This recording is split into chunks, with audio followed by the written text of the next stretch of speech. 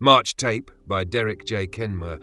This original work cannot be used outside of this YouTube channel without proper permission from the original writer. Chapter 1. Rain Sleeve. March rain in Vancouver was not the kind that made you feel alive. It didn't sparkle, didn't drum on rooftops in some romantic way, didn't give you that clean-mouthed feeling like it had washed the world into something new. It just stayed. It seeped into the cuffs of your jacket, into your socks, into the cracks in the sidewalk, into the mood of the whole city, like Vancouver had been built with a permanent leak. The streetlights glowed through it in dull yellow halos, and everything beyond that glow looked like it was waiting to become a problem. Evan Kells parked half a block away from his building because the spaces outside were taken again, like they always were. Like the universe had assigned him a small daily inconvenience just to keep him humble. He got out, pulled his collar up, and reached for the toolbox on the passenger seat. The metal handle was cold enough to bite his palm, and his shoulder gave its usual complaint, the one that always got louder when the weather turned wet. He stood there for a moment with rain tapping his hair and jacket, watching the pavement shine, watching a stream of water carry a cigarette butt along the curb like it had somewhere important to be. His building sat there looking tired and ordinary. 3 floors, brown brick, a narrow lobby window with a faded poster taped inside that had probably been relevant sometime during the Carter administration. Evan had lived there long enough to stop noticing it most days. It was just a place to keep his things and sleep and remind himself that being alone was simpler than being disappointed. He unlocked the front door, stepped inside, and let the lobby swallow him in its familiar smell of damp wool and old paint and whatever his upstairs neighbor was boiling to death for dinner. He took the stairs instead of the elevator. The elevator worked most of the time, which meant it would absolutely choose the worst possible moment to stop between floors and trap you with your own thoughts. Evan climbed slowly, listening to the building's quiet noises, the small creaks and settling sounds that made it feel less like a structure and more like an old animal trying to stay upright. Somewhere above him a television played, a laugh track floating down the stairwell, thin and artificial, like a party happening behind a locked door. When he reached his landing, he fished for his keys and went toward his apartment without thinking. He was already planning the rest of his night in the dull, tired way he planned most nights. Heat up something in the microwave, sit on the couch, let the TV talk at him until his brain stopped buzzing, maybe fall asleep halfway through a rerun. Nothing special, nothing surprising, that was the point. Then he saw the sleeve sticking halfway out of his mail slot. It was a brown paper sleeve, thick and clean, the kind used for records or photographs or something meant to be handled carefully. It looked dry, which was strange all by itself. Vancouver in March didn't do dry. Evan stood there staring at it like it was a small animal he'd found on his doorstep, unsure if it was injured or dangerous or both. He pulled it out with 2 fingers and felt the weight immediately. Not much, but enough to tell him it wasn't just paper. There was no writing, no name, no return address, no stamp, not even a smudge of pen ink that might have bled through. The sleeve was blank in a way that felt deliberate, like whoever delivered it had gone out of their way to leave no trace of being human. Evan turned it over twice, then held it up to the hallway light and pressed his thumb against the paper. The shape inside was a hard rectangle, a VHS tape. He looked down the hallway toward the stairwell. Nothing moved. The air felt still, heavy with the faint smell of someone's laundry detergent and the damp that never really left the building. The hallway light flickered once, a lazy blink, then steadied again. Evan stood there for another moment, listening, feeling faintly ridiculous, then unlocked his door and went inside. His apartment greeted him with the stale warmth of a place that had been closed all day. It smelled like old coffee and electronics and the cheap soap he bought because it was always on sale. He dropped his toolbox beside the couch, hung his jacket on the hook by the door, and watched it sag slightly the way it always did. He told himself he'd fix that hook one day. He told himself a lot of things. He slid the VHS tape out of the sleeve, no label. That bothered him more than it should have. People labeled everything. People labeled things they didn't need to label, like jars of sugar and drawers full of cords they would never use again. A blank tape meant either someone was lazy or someone didn't want to be found. Evan turned it over in his hands, looking for a rental sticker or a store stamp, anything that would make it normal. There was nothing, just scuffs on the corners and a faint scratch on the back that caught the light when he tilted it.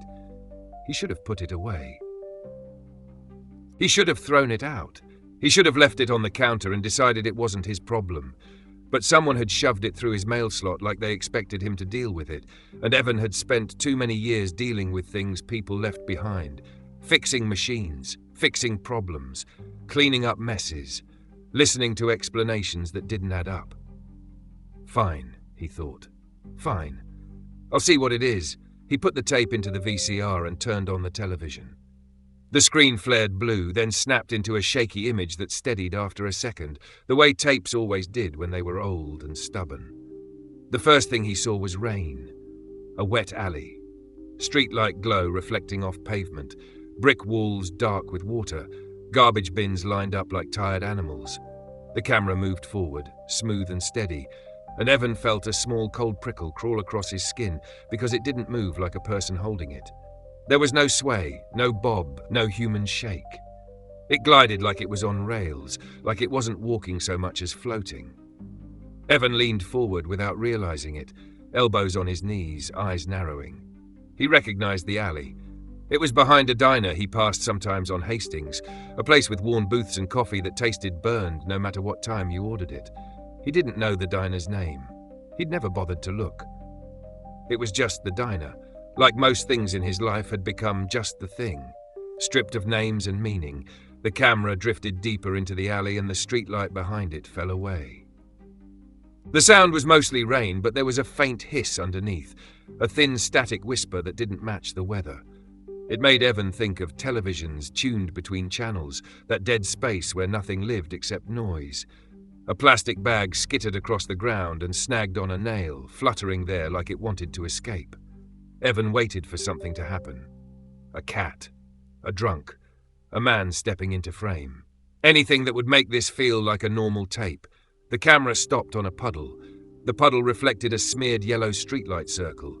It also reflected a shape behind the camera. A tall figure, dark and still, standing where the camera should have been. Evan's mouth went dry.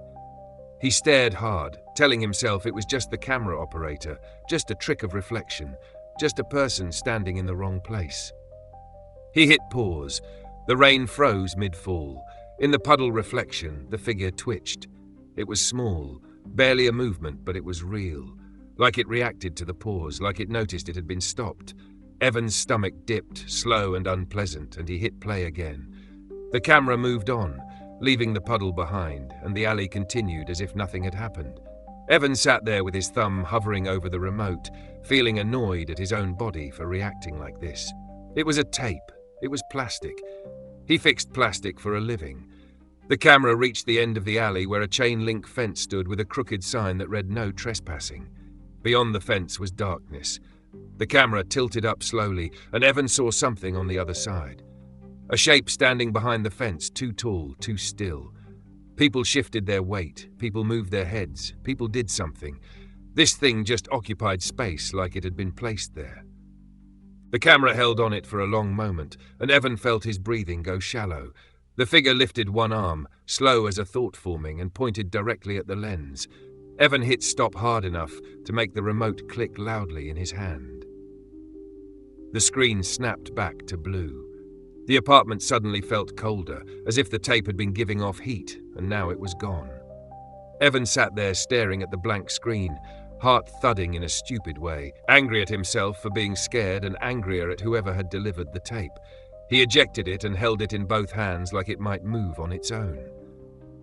"This is stupid," he said aloud, because hearing his own voice made the room feel more real. Some creep made a tape. Great. Congratulations. He rewound it anyway. He watched it again because people did that, because fear and curiosity were cousins, because his brain needed to confirm what his body already knew. When he paused on the puddle the second time, the figure twitched again, a little bigger, like it was adjusting itself. like it was trying to look up through the reflection. Evan felt the skin on his arms tighten. He didn't watch to the fence again. He didn't need to. He already knew what would happen. He shoved the tape back into the sleeve and carried it into the kitchen like he was moving something dirty. He set it on the counter and ran water into a glass, drinking too fast, feeling the cold hit his stomach. He stood there staring at the tape as if it might explain itself. A memory rose up, unwanted and sharp, the way memories did when your guard was down. Danny, his younger brother, leaning in a doorway years ago with that half smile he used when he wanted to pretend everything was fine. "I'll be back," Danny had said. Evan had believed him because that was what you did with people you loved. You treated their words like promises. Danny had not come back. Evan pushed the memory down and rubbed his eyes. He told himself the tape was just a prank. He told himself it was some local creep filming alleys and trying to scare people. He told himself it didn't matter. He told himself he was tired and March made everything feel heavier. He walked back to the front door and opened it, looking out into the hallway. Empty. The building was quiet except for the faint television noise upstairs and the rain tapping the window at the end of the hall. Evan stepped out and looked toward the stairwell. Nothing. He looked toward the elevator. Nothing. He shut the door and locked it, then looked down. A wet footprint sat on the floor under the mail slot.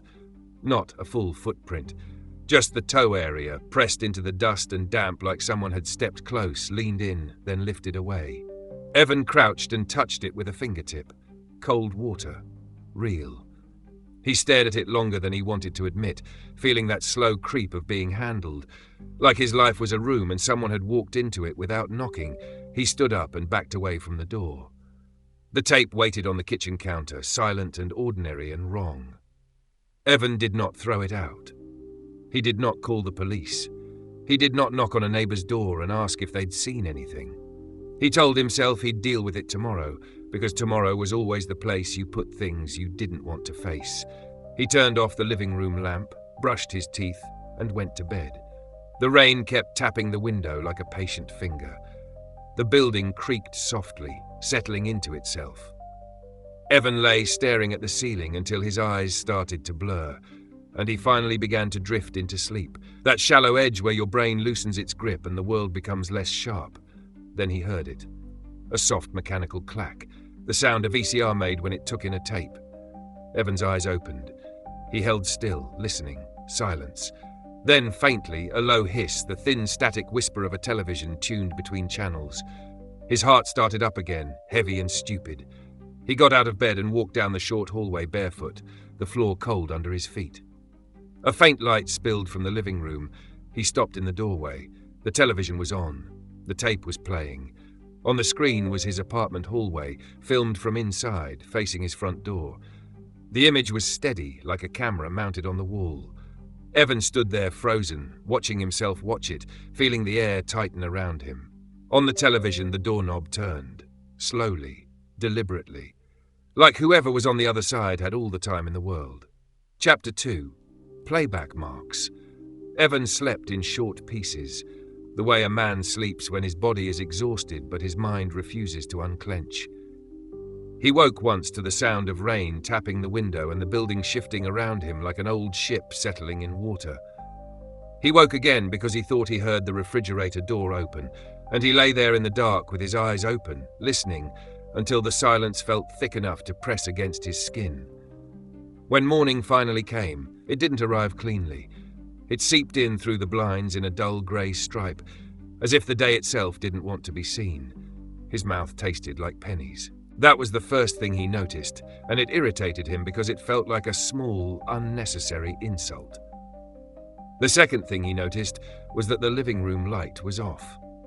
He didn't remember turning it off. He remembered leaving the lamp on, because leaving the light on was something you did when you wanted to pretend the dark had rules. Evan sat up slowly and stared at the bedroom door, half expecting to see movement in the crack beneath it. There was nothing. No shadow, no shift, no sound. He got out of bed and walked down the short hallway, bare feet cold on the floor. The living room looked normal. The television was off. The VCR display was dark. The apartment smelled like old coffee and stale warmth. It was the kind of normal that made you question yourself, the kind that suggested you'd made a big deal out of nothing. Evan stood there for a moment, letting that thought try to settle. Then he walked into the kitchen and saw the tape on the counter where he'd left it. The brown sleeve sat beside it, still clean and blank, like it had never been handled. He poured himself coffee, drank it too hot, and burned his tongue. The burn felt normal, and he clung to that small, stupid comfort. He set the mug down and leaned against the counter, staring at the tape like it might change shape if he stared long enough. He told himself he should throw it out. He told himself he should take it to the landlord or to the police or to someone who could laugh at it and make it smaller. But even in his own head, the idea of explaining it sounded ridiculous. A tape showed his hallway, a doorknob turned, a footprint appeared. A figure twitched when he paused the picture. The words felt like they belonged to someone else, someone with too much imagination and not enough sleep. He finally looked down and noticed the marks. At first, they were easy to miss. A faint smear on the edge of the counter where his hand didn't usually rest. A dull print on the fridge handle, not quite a fingerprint, more like a palm dragged across metal. A streak on the cabinet door above the sink, glossy when the light hit it. Evan moved closer and rubbed his thumb over the smear on the counter. It felt tacky, like oil. Not grease from cooking, not dirt from the street. Something thinner, something that didn't belong. He went through the kitchen slowly, checking surfaces the way he checked cables and connections when he worked. Drawer pulls, cabinet handles, the edge of the table. The marks were not everywhere. They were placed where hands would naturally go, as if someone had moved through his apartment, touching things without needing to touch them. Evan stared at the marks until his jaw ached from clenching. He washed his hands hard, scrubbing until his knuckles reddened, and when he looked in the mirror, his eyes seemed flatter than usual, as if sleep had sanded something down inside him. He dressed without thinking, jeans and flannel and his jacket, the same clothes he wore most days because clothes were not the part of life he cared about. He picked up the tape, slid it back into the sleeve, and shoved it into his jacket pocket. The sleeve felt heavier than it had last night, not physically, but in the way it pulled at his attention, like a hook. He grabbed his toolbox, because holding something familiar made him feel less exposed. And he left the apartment with the kind of careful quiet you used when you didn't want to disturb something that might be listening. Outside, the rain had softened into drizzle, but the air was still wet and cold. The sky hung low over the city, a flat grey ceiling that made everything feel closer and smaller. Evan drove toward Commercial Drive because he had a repair job at Rain City Video, a place that rented movies and sold used tapes and called him whenever their machines started chewing up customers' rentals. It wasn't much money, but it was something to do, and more importantly, it was somewhere that wasn't his apartment. Somewhere with other people, and other sounds and other problems that didn't involve his hallway being filmed from the inside. Rain City Video sat between a bakery and a laundromat, which meant the street outside smelled like warm bread and soap, as if the neighborhood was trying to convince you the world was still decent. The shop itself smelled like plastic cases and dust and stale carpet. Posters covered the windows, their colors faded and corners peeling. A bell jingled when Evan walked in, and the sound felt too bright in the dim interior. Glenn, the owner, looked up from behind the counter with the tired expression of a man who had spent his life dealing with other people's complaints. He was in his 40s, hair thinning, shirt always rumpled like he'd slept in it. Evan had known him for years, long enough to recognize the look Glenn got when something annoyed him, and he didn't have the energy to pretend otherwise. "You're late," Glenn said. Evan glanced at his watch. "I'm on time." Glenn shrugged. "Feels late." Evan set his toolbox on the counter and leaned in. "What's the problem?" Glenn nodded toward the back room. "VCR in the storage area. Customer says it ate their tape. Again, I told them it's their tape. They told me it's my machine. Everybody's always sure it's my machine." Evan sighed and carried his toolbox down the narrow hallway to the back. The storage room was cramped and dim, full of cardboard boxes stacked like they might topple if you breathed wrong. A VCR sat on a table with its lid off, wires exposed. Evan knelt, opened his toolbox and started working, because working was the one thing he could do without thinking. Screwdriver. Check the belts. Check the rollers. Look for tape residue. There was residue, but it wasn't the dry, flaky kind he expected. It was a slick black smear near the intake, glossy when the light caught it. Evan frowned and rubbed it with a cloth. The smear spread, thin as ink. He froze, staring at the cloth, then at the machine. Tape residue didn't spread like that. Tape residue didn't feel wet. Tape residue didn't cling to the cloth like it wanted to stay. He finished the repair anyway, hands steady because his hands were always steady when he worked. He tested the VCR with an old rental tape, watched it play, watched it rewind, watched it eject. The machine behaved like a machine, which should have made him feel better. It didn't. He carried his toolbox back out front, wiped his hands on his jeans, and tried to sound casual when he spoke. "You get any weird tapes lately?" Evan asked. Glenn's eyes narrowed. "Weird how?" "Blank," Evan said. "No label, no case, people dropping stuff off that isn't theirs." Glenn stared at him a moment too long. Then he looked away, down at the counter, as if he'd suddenly remembered something he didn't want to say out loud. Evan watched the small change in his expression and felt his stomach tighten. "You got one," Evan said, not a question. Glenn exhaled slowly. "Somebody left a tape last week. No label, just sitting here like they wanted me to play it." Evan swallowed. "You play it?" Glenn shook his head fast. "No, I don't play random tapes. People record all kinds of garbage. Weddings, birthdays, shaky footage of living rooms. Half the time it's just someone's thumb over the lens." "You still have it?" Evan asked. Glenn hesitated, then reached under the counter and pulled out a brown paper sleeve. Evan's chest tightened. The sleeve looked identical to the one in his pocket. Same thick paper. Same clean edges. Same blank surface that felt less like absence and more like intention. Glenn held it like it made his skin crawl. "I was going to toss it," Glenn said. "Then I didn't. Don't know why, just didn't." Evan stared at the sleeve, then pulled his own from his jacket pocket. For a second they stood there, looking at the two brown sleeves side by side like they were pieces of the same problem. Glenn's face went pale in a way that was subtle but unmistakable, the way a man's face changed when he realized he wasn't alone in something he didn't understand. "Where'd you get yours?" Glenn asked quietly. "Mail slot," Evan said. "My door." Glenn swallowed. "No label?" "No label." Glenn slid his sleeve across the counter like he didn't want to touch it anymore. Evan picked it up, feeling the weight inside, the hard rectangle of the tape pressing against the paper. The urge to look inside it was immediate and ugly, like hunger. Evan hated that he felt it. "Don't play it," Evan said. Glenn nodded too quickly. "I wasn't going to." Evan paid him, took his toolbox, and left the shop with both sleeves in his pocket. Outside, the drizzle had thickened again, the rain coming down in a steady sheet that blurred the world. He walked to his car, feeling the weight of the tapes against his ribs, feeling as if he'd picked up something contagious. He sat behind the wheel for a moment without turning the key, staring through the windshield at people hurrying past with their heads down, moving through their ordinary lives like nothing was wrong. By the time he got back to his building, his nerves felt raw. He climbed the stairs with his toolbox heavy in his hand and the sleeves heavier in his pocket. The hallway light flickered once as he reached his landing, and his skin tightened in response as if his body had learned to distrust small electrical failures. He unlocked his door, stepped inside, and stopped. The kitchen counter was empty. The brown sleeve he had left there was open, lying flat like an envelope someone had already read. The tape was gone. Evan stared at the counter, then at the living room, then at the VCR beneath the television. He didn't move for several seconds. His brain tried to fill in explanations, all of them weak. He must have put it somewhere else. He must have forgotten. He must have moved it while half asleep.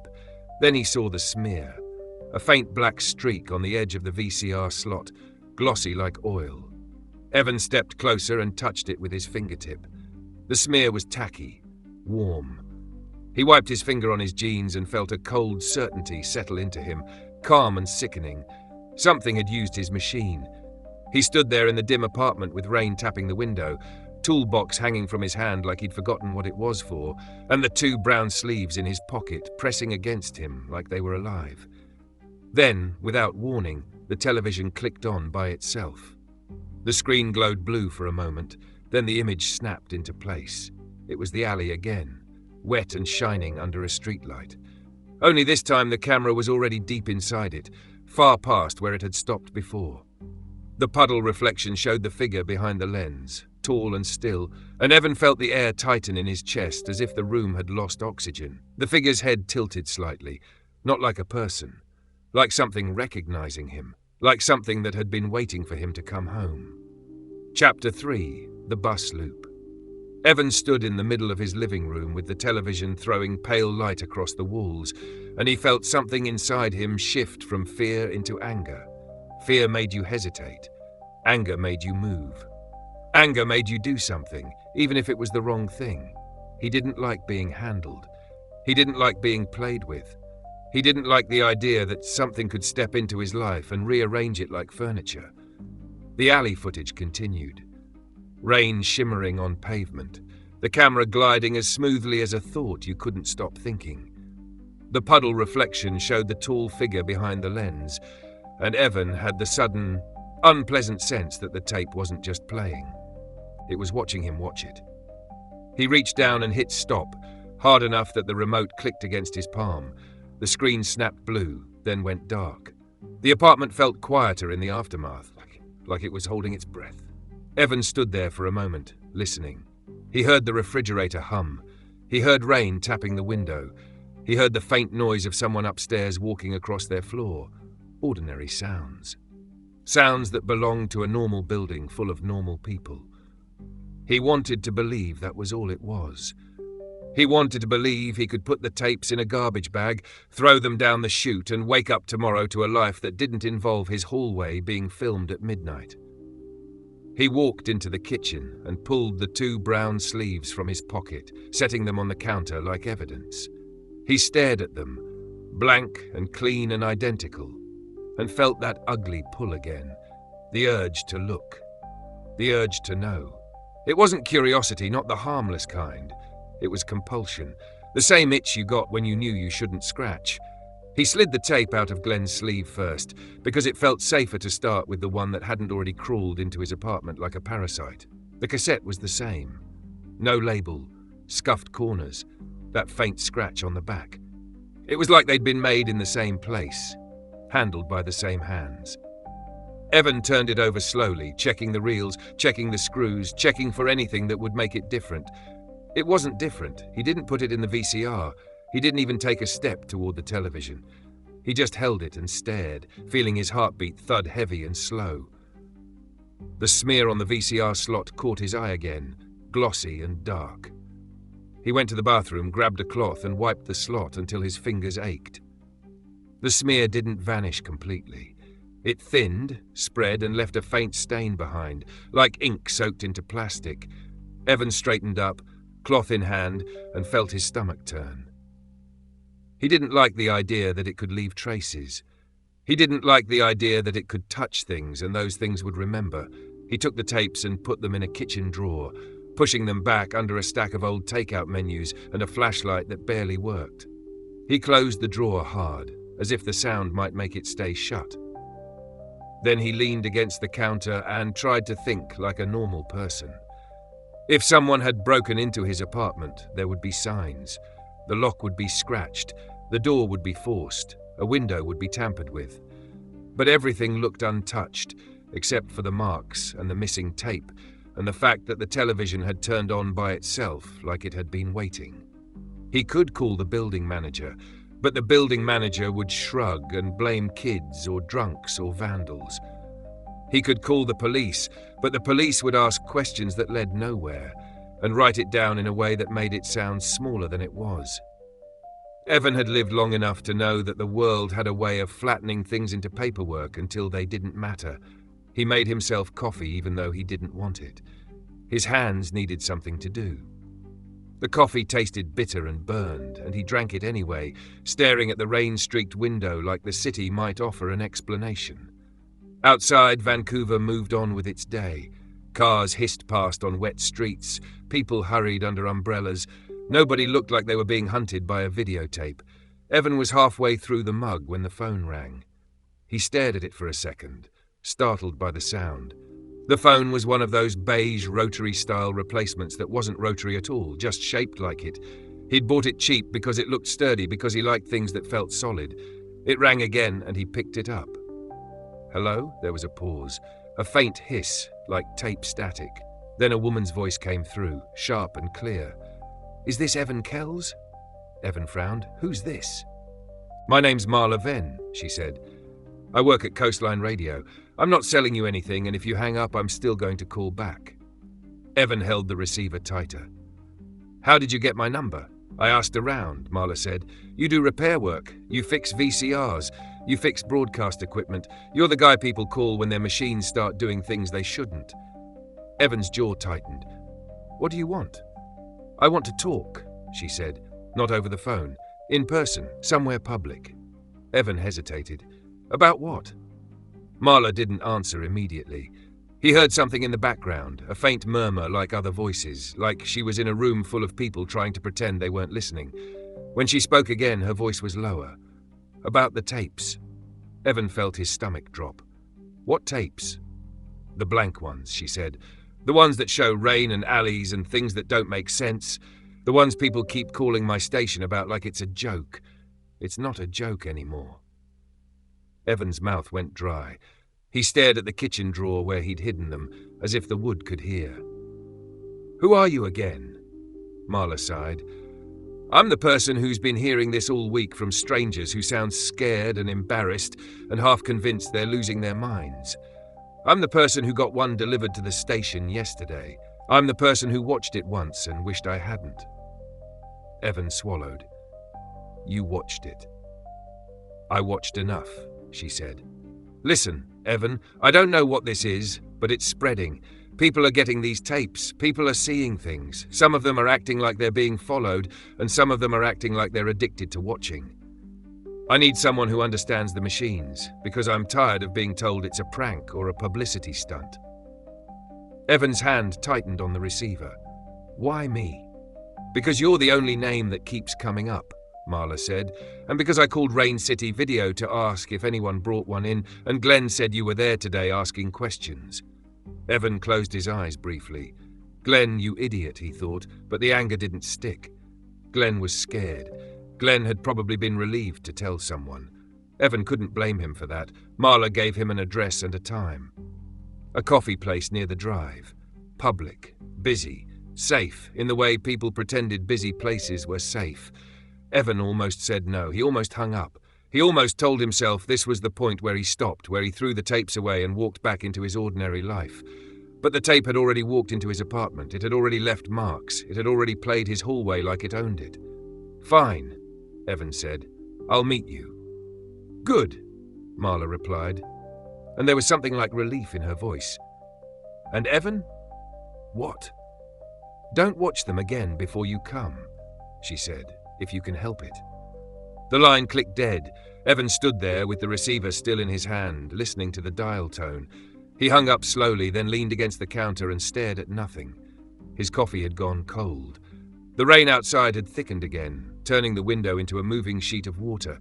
He left early, partly because he didn't want to sit in his apartment with the tapes in the drawer, and partly because his mind kept circling the same thought, like a dog worrying a bone. Someone else had one. Someone else had seen what he'd seen. That should have made him feel less alone. It didn't. It made the problem bigger. The coffee place Marla chose was warm and crowded, full of damp jackets and the smell of burnt espresso. People sat in tight clusters, talking loudly, laughing, pretending the rain outside wasn't there. Evan ordered a coffee he didn't want and found a table near the window where he could see the street. He sat with his back to the wall, because that was the kind of person he was, and waited. Marla arrived 5 minutes late, rain on her hair, cheeks flushed from the cold. She was in her late 20s, maybe early 30s, wearing a dark coat that looked too thin for the weather. She had a messenger bag slung over her shoulder and the kind of eyes that made you feel like she was measuring you. She spotted Evan, walked straight over and sat down without asking. "You look tired," she said. Evan stared at her. "You called me. What do you want?" Marla reached into her bag and pulled out a brown paper sleeve. Evan's stomach tightened. "Jesus." Marla didn't smile. "Yeah," she said quietly. "That was my reaction too." She slid the sleeve across the table. Evan didn't touch it. He just looked at it, blank and clean, like it had never been in anyone's hands. Marla leaned forward. "I watched it once," she said. "It was rain footage, an alley, a fence, something behind the fence. I told myself it was a prank, some creep filming the city at night. Then I rewound it and paused it, and the thing in the reflection moved." Evan felt his skin prickle. "You saw that?" Marla nodded. "I saw it, and then I started getting calls. People saying the same thing, people describing the same alley, the same fence, the same feeling like the tape was watching them back." Evan's jaw clenched. "It played my hallway last night." Marla's eyes widened slightly. "Your hallway?" "My apartment hallway," Evan said. "From inside, like someone put a camera on my wall." Marla stared at him for a long moment. "That's new," she said. "Most people are getting street footage, public places, alleys, underpasses, bus loops, the city at night. The tapes I've heard about don't usually go inside." Evan swallowed. "Mine did." Marla sat back, fingers tapping the table once, twice, like she was thinking. "Okay," she said. "Okay, that means it's not just recording places. It's recording people." Evan didn't like the way she said it. He didn't like the calmness in her voice, like she'd already accepted something he was still fighting. Marla pulled a small notebook from her bag and flipped it open. Pages were filled with handwriting, names, dates, descriptions. Evan saw words like puddle reflection and pause twitch and pointing. He felt his stomach twist. This wasn't just a weird tape. This was a pattern. "I've been mapping the locations people describe," Marla said. "They're not random. They form a rough line across the city." Evan frowned. "A line to where?" Marla looked up at him. "That's what I'm trying to figure out. But there's one place that keeps coming up more than any other. A bus loop near an industrial edge. People mention it without knowing what it is. They describe it the same way. Wet pavement, a street light, a fence, a feeling like something is standing just out of view." Evan felt a chill move through him that had nothing to do with the weather. "Where is it?" Marla gave him the cross streets. Evan knew the area. He'd driven past it a dozen times on jobs, never paying attention. A place where the city thinned out into industrial lots and dark stretches of road that didn't feel like they belonged to anyone. A place where you could stand in the rain and feel like the world had forgotten you. Marla watched him carefully. "I want to go tonight," she said. Evan's mouth tightened. "Why?" "Because I'm tired of listening to people whisper about it like it's a ghost story," Marla said. "Because someone's making these tapes and they're filming something. Or something is filming itself. Either way, there's a source, a point, a place it keeps returning to." Evan shook his head. "That's stupid." Marla's eyes narrowed. "You think I don't know that? I know it's stupid, but you told me it played your hallway. That's not a prank. That's not some college kid with a camcorder and too much free time." Evan looked at the brown sleeve on the table, then at Marla's notebook, then at the rain streaking the window. He thought of the black smear on his VCR slot. He thought of the footprint that wouldn't wipe away. He thought of the way the figure twitched when the tape paused, like it could feel the attention. "Tonight," Evan said finally. Marla nodded. "Tonight." They left separately because that felt safer. Evan drove home with the city sliding past his windshield in wet streaks, neon signs blurred by rain. He went into his apartment and stood in the kitchen staring at the drawer where he'd hidden the tapes. He pulled them out and set them on the counter. 3 brown sleeves now, if he counted Marla's. He didn't open them. He didn't watch them. He just looked at them like they were a disease waiting to spread. He spent the afternoon trying to do normal things. He washed dishes. He checked his mail. He cleaned the kitchen counter until it shone. He wiped the VCR slot again, but the faint stain remained. The mark looked like a bruise that wouldn't heal. Evan found himself staring at it, imagining the tape sliding in, the machine swallowing it, the screen turning on, the footage playing. He imagined the camera gliding through wet Vancouver streets like it had all the time in the world. By evening, the rain had turned heavier. The sky darkened early, swallowing what little light there was. Evan met Marla in a parking lot near the drive, and they drove in her car because she insisted her station vehicle was easier to explain if someone asked questions. Evan didn't argue. He sat in the passenger seat, hands clasped, watching the city change as they drove farther out, the familiar neighborhoods thinning into industrial edges and darker roads. The bus loop was not hard to find. It sat at the end of a wet stretch of road, surrounded by chain-link fences and empty lots. A single streetlight glowed over it, casting a pale circle of light onto pavement that shone like black glass. There were no buses, no people, just rain and the distant hum of traffic like a city breathing in its sleep. Marla parked and turned off the engine. The sudden silence felt loud. They sat there for a moment, looking out through the windshield. Evan could see the loop clearly, the wet pavement, the curb, the fence beyond. It looked ordinary. It looked like nothing. That was what made it feel wrong. Marla reached into her bag and pulled out her tape sleeve. "I brought it," she said quietly. Evan stared at it. "Don't play it." "I'm not going to," Marla said. "Not here, not now. I just wanted it with me, in case." "In case of what?" Evan asked, but he already knew the answer. In case the tape wanted to be here. In case it belonged to this place. They got out of the car and stepped into the rain. It soaked Evan's jacket immediately, cold water sliding down his neck. The air smelled like wet concrete and rust. They walked toward the loop, shoes splashing softly, the sound too loud in the quiet. Evan stopped under the streetlight and looked around. The fence stood at the edge of the loop, chain-link slick with rain. Beyond it was darkness and shapes of industrial buildings, vague and heavy. The city felt far away. The world felt smaller here. Marla stood beside him, breathing slow. "Do you feel that?" she asked. Evan didn't answer right away, because admitting it felt like surrender, but he did feel it. A pressure in the air, subtle but real, like the space around them had thickened, like something was close, not visible but present. "It feels like we're late," Evan said finally. Marla's head turned toward him. Her eyes were wide, reflecting the streetlight. "That's what one of the callers said," she whispered. "He said he felt like he was late for something he didn't remember agreeing to." Evan swallowed. Rain ran down his face. He wiped it away with the back of his hand, but the wetness stayed. Everything stayed wet here. Everything stayed. They walked closer to the fence. Evan's shoes squeaked on the pavement. He looked down at the puddles near the curb and his stomach tightened. The puddles reflected the streetlight. They reflected the fence. They reflected him and Marla, distorted by ripples. And in one puddle, just at the edge of the reflection, there was a darker shape that didn't match anything standing there. Evan froze. Marla froze beside him. The shape was tall, still. Behind where the camera would be if the tape were filming, Evan's mouth went dry. He leaned closer, staring hard, trying to make it to a trick of light, a shadow, a smear of darkness. The puddle rippled. The shape did not. Marla whispered, "Evan." He didn't answer. He couldn't. His body had gone cold and tight, like every muscle was bracing for impact. Then the streetlight flickered. Just once. A blink. In that blink, the puddle reflection shifted, and the dark shape was closer, sharper, like it had stepped forward without moving. Evan stumbled back, heart hammering. Marla grabbed his arm. "Get in the car," she hissed.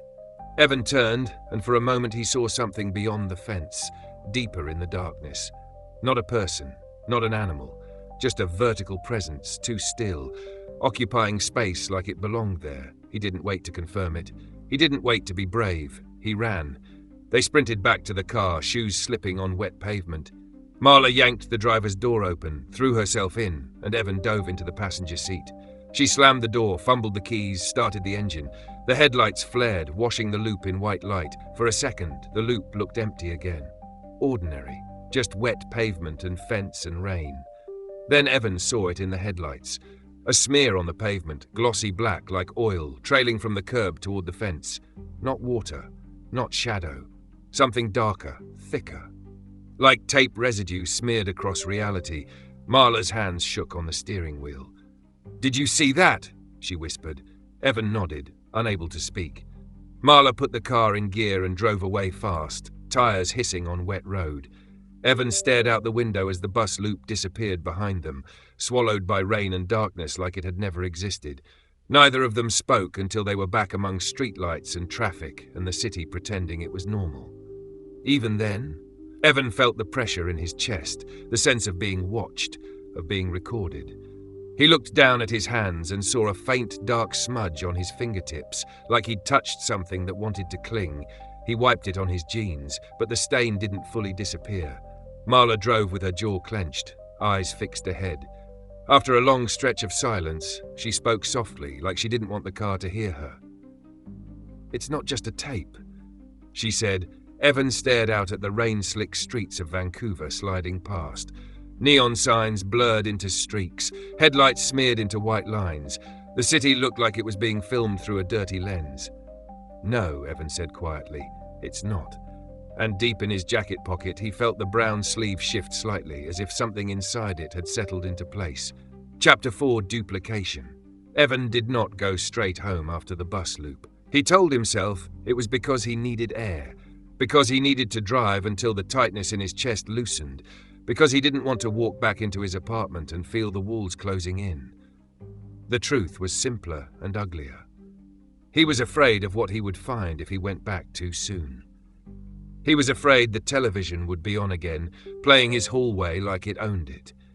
He was afraid the tape would be waiting somewhere it shouldn't be, warm from use, slick with that black smear that clung to things like a memory.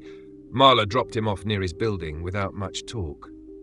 She looked pale under the streetlights, her eyes fixed forward like she was trying to keep the world in place through sheer stubbornness. Evan thanked her, the words feeling too small, then got out and stood in the drizzle watching her taillights disappear. He didn't blame her for leaving quickly. He wanted to leave quickly too. The city felt different after the bus loop, as if a thin layer of safety had been peeled away. Vancouver still looked the same, still wet and ordinary, but Evan couldn't stop thinking about that puddle reflection and the way the shape had been there, waiting like it belonged. Inside the building, the lobby smelled the same as always. Damp wool, old paint, somebody's dinner. The smell should have grounded him. It didn't. He climbed the stairs with his toolbox heavy in one hand, his jacket damp, and his mind replaying the moment the streetlight flickered and the reflection shifted closer without moving. He reached his landing and slowed, staring at his door as if it might have changed while he was gone. The mail slot was shut. The hallway was empty. The light above him flickered once, a lazy blink, and Evan's skin tightened in response. He unlocked the door and stepped inside. Nothing was on. The television was dark. The apartment looked normal. The kitchen counter was clean. The drawer where he'd put the tapes earlier was still shut. Evan stood in the doorway for several seconds, waiting for the normal to betray itself. It didn't. He exhaled slowly, then walked into the kitchen and opened the drawer. The tapes were there. 3 brown sleeves stacked under takeout menus and a flashlight. Evan stared at them, then pulled them out and set them on the counter. The sleeves looked too innocent, sitting there in the kitchen light, like they were just paper and plastic, and not something that had reached into his life and left fingerprints that wouldn't wipe away. He touched one sleeve and felt that faint, tacky sensation again, as if the paper had absorbed oil from hands that weren't human. He made coffee and didn't drink it. He stood at the counter staring at the tapes, trying to decide what kind of man he was going to be. The kind who threw them out and pretended nothing happened. The kind who called the police and got laughed at. The kind who watched them again and let the fear grow. None of those choices felt right. None of them felt like control. He wanted control. That was the whole point of his life. He fixed things because broken things made sense. Broken things had causes. Broken things had solutions. You replaced a belt, you cleaned a head, you adjusted tracking, you made the machine behave again. Evan had built his whole adult life on the idea that if something went wrong, it could be made right with enough patience and the right tools.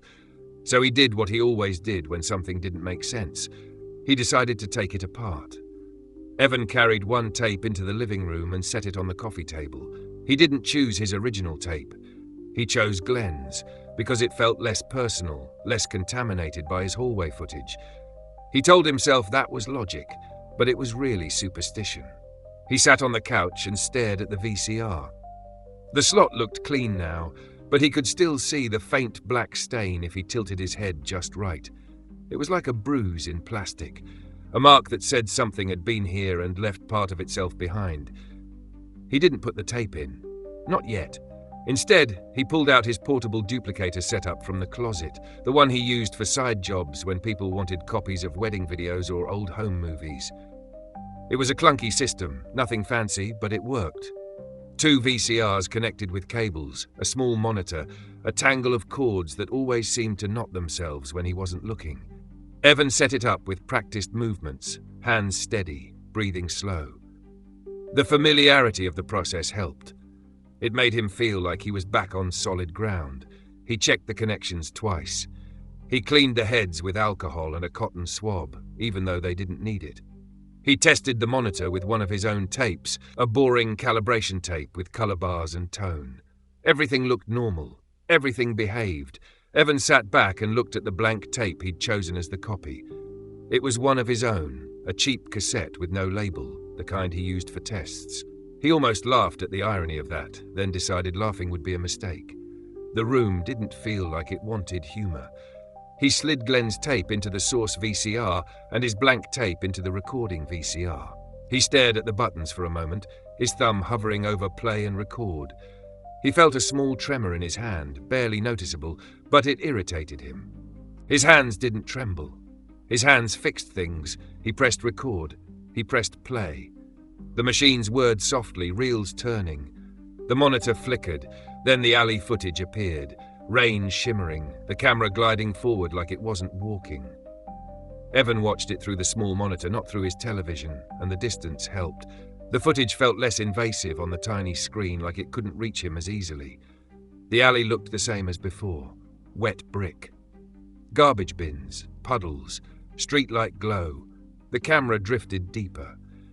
Evan watched the puddle reflection scene without pausing. He didn't want to pause. He didn't want to see the twitch. He wanted the copy. He wanted the proof. He wanted to hold something in his hands and say, "See, it's just a tape." The duplication ran for several minutes. Evan stared at the counter numbers ticking up, the steady mechanical rhythm of the reels, the small hum of electronics. He found himself listening for something else, some extra sound beneath the rain hiss, some voice hidden in the static. He didn't hear a voice, but he did hear something faint and uneven, like a breath that wasn't his. He leaned closer to the monitor, annoyed at himself. The sound was probably the cheap speaker. The sound was probably nothing. The tape reached the fence scene. The camera tilted up. The tall shape behind the fence stood there, too still, too dark. Evan felt his chest tighten again, the memory of the bus loop pressing in. The figure lifted its arm and pointed at the lens. Evan kept his hands off the controls. He let it play, he let it record. He didn't blink. When the footage ended, the monitor flickered to snow for a second. Then the VCR clicked to a stop. Evan exhaled, realizing he'd been holding his breath again. He stopped the recording VCR and ejected the blank tape that was no longer blank. He held it in both hands, feeling the warmth of it. It was slightly warm, like it had been running under pressure. Evan turned it over, expecting to see his own tape, his own cheap cassette, nothing special. But the plastic felt different, not in a way he could measure, but in a way his fingers noticed. The corners felt sharper. The surface felt slightly tacky, like it had been touched by oily hands. Evan frowned and rubbed his thumb over it. The tackiness didn't wipe away. It clung. He set Glenn's tape aside and held the copy up to the light. Still no label, still no markings, still just a tape. He told himself it was fine. He told himself he'd proved something. He put the copy into the VCR beneath his television. The machine swallowed it with a soft clack. Evan sat back on the couch and stared at the screen as it came to life. Blue. Static. Then the alley appeared again. Rain shimmering, camera gliding. The copy looked identical to the original, which should have been comforting. It wasn't. It was worse. It meant the copy carried the same wrongness. It meant the wrongness wasn't just in the physical tape. It was in the footage, in the recording itself, in whatever had been captured. Evan watched the puddle reflection scene again. He didn't pause it. He didn't want to. But his thumb hovered over the pause button anyway, drawn by that ugly compulsion. His body wanted to test it. His body wanted to see if the figure would twitch again. His body wanted confirmation. Evan pressed pause. The rain froze mid-fall. The puddle reflection held still, streetlight circles smeared, and the figure behind the lens twitched. Bigger this time. The head turned slightly, as if it was looking up through the reflection and into the room. Evan's stomach dropped. He pressed play quickly, almost panicked, and the rain resumed. The camera moved on, leaving the puddle behind. Evan's heart hammered in his chest. He sat there staring at the screen, feeling the air in the apartment tighten, as if the pause had done something more than freeze the picture. He could almost feel a tension in the room, a pressure that wasn't his. The tape reached the fence scene again. The figure behind the fence stood there, arm lifting, pointing. Evan stared at it, jaw clenched. He wanted to believe it was a person. He wanted to believe it was a prank. But the stillness wasn't human. The shape wasn't human. It looked like the absence of something, like the outline left behind when a person stepped away and the darkness stayed standing. Evan hit stop and ejected the tape, breathing hard. He held the copy in his hands and stared at it. The plastic felt warmer now, almost hot. His fingers came away with a faint black smudge. Evan's breath caught. He wiped his fingers on his jeans and the smudge streaked like ink. He rubbed harder and it spread. He stared at his hands, then at the tape, then at the VCR slot, and felt a cold realization settle into him like a stone dropping into water. The tape was leaving residue because it was not just tape, it was shedding. Evan stood up quickly and went to the kitchen sink, scrubbing his hands until his skin reddened. The black stain didn't wash away completely. It faded, but it left a faint shadow on his fingertips, like the memory of dirt. Evan stared at his hands, breathing slow, trying not to panic. He went back into the living room and found the copy tape sitting on the coffee table. The brown sleeve lay open beside it like a mouth. Evan stared at the tape and felt a wave of anger rise again, hot and sharp. "You want to be watched," he said aloud, voice low. "You want attention." The apartment did not answer. The rain tapped the window steadily. The building creaked softly. The world continued being ordinary. Evan picked up the copy tape and carried it to the duplicator setup. He slid it into the source VCR again, then hesitated. He stared at the recording VCR, at the blank tape slot waiting. He felt the compulsion pull at him again, stronger now. It wasn't just his curiosity. It felt like the tape itself wanted to be copied. Like it wanted to spread. Like it wanted more machines, more screens, more eyes. Evan's jaw clenched. He pulled the tape back out and slammed the VCR door shut. "No," he said, more firmly. "No." He gathered the tapes and shoved them into the drawer again, pushing the drawer closed hard. He stood there in the kitchen with his hands braced on the counter, breathing slow, trying to steady himself.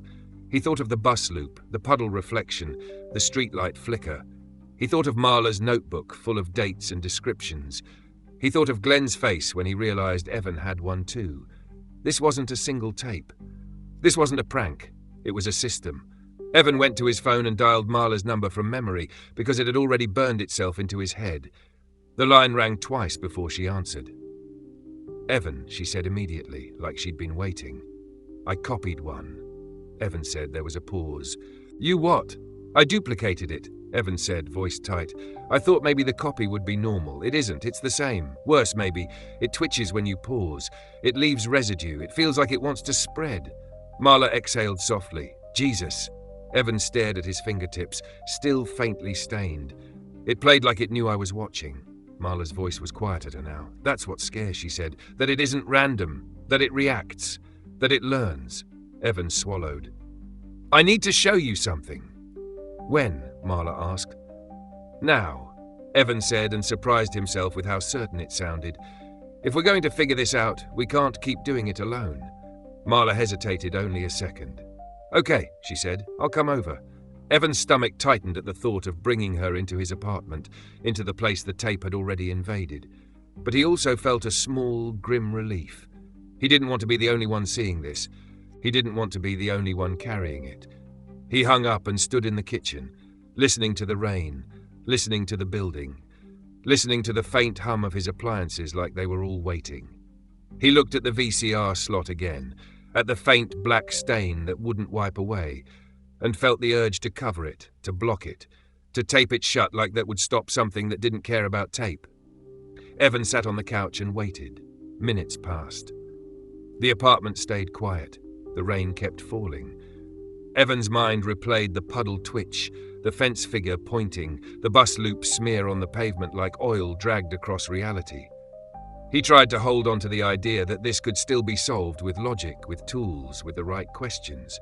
But deep down he felt something else growing, something he didn't like to name, the feeling that he wasn't investigating it anymore, the feeling that it had started investigating him.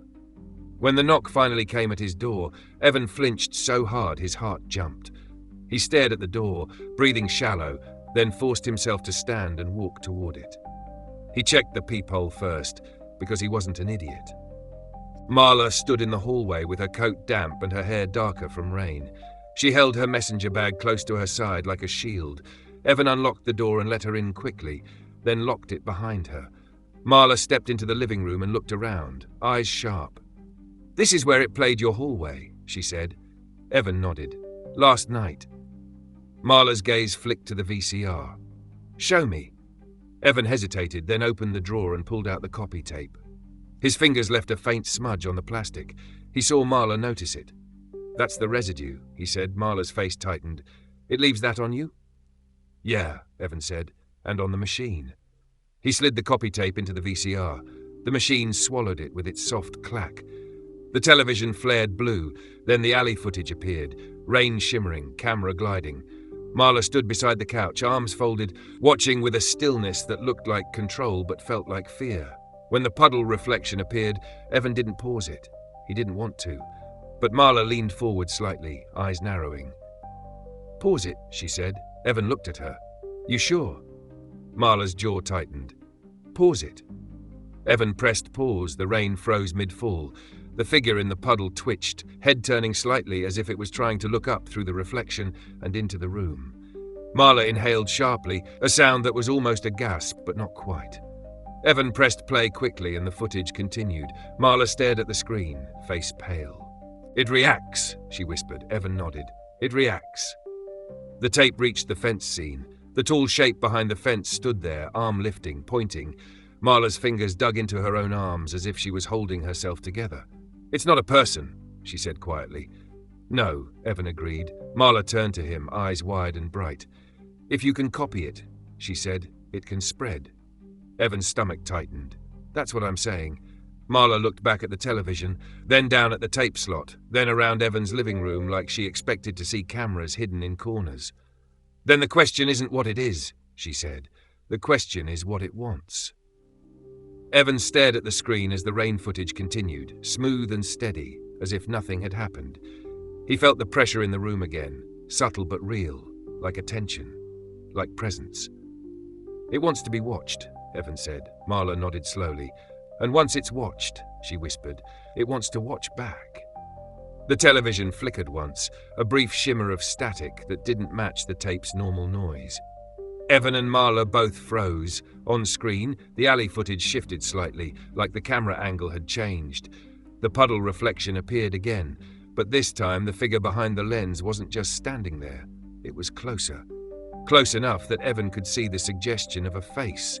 Not features exactly, but the outline where features should have been. A darkness shaped like a head, like something wearing a person as an idea. Marla's voice came out thin. "Evan," she said. Evan's thumb hovered over stop. He pressed it. The screen snapped blue. For a long moment, neither of them moved. The apartment felt too quiet, the rain outside too far away. Evan stared at the blank screen, breathing slow, trying to convince himself he was still in control. Marla finally spoke, her voice low. "It's getting closer," she said. Evan looked at his hands, at the faint stain that wouldn't wash away. He looked at the VCR slot, at the bruise-like mark.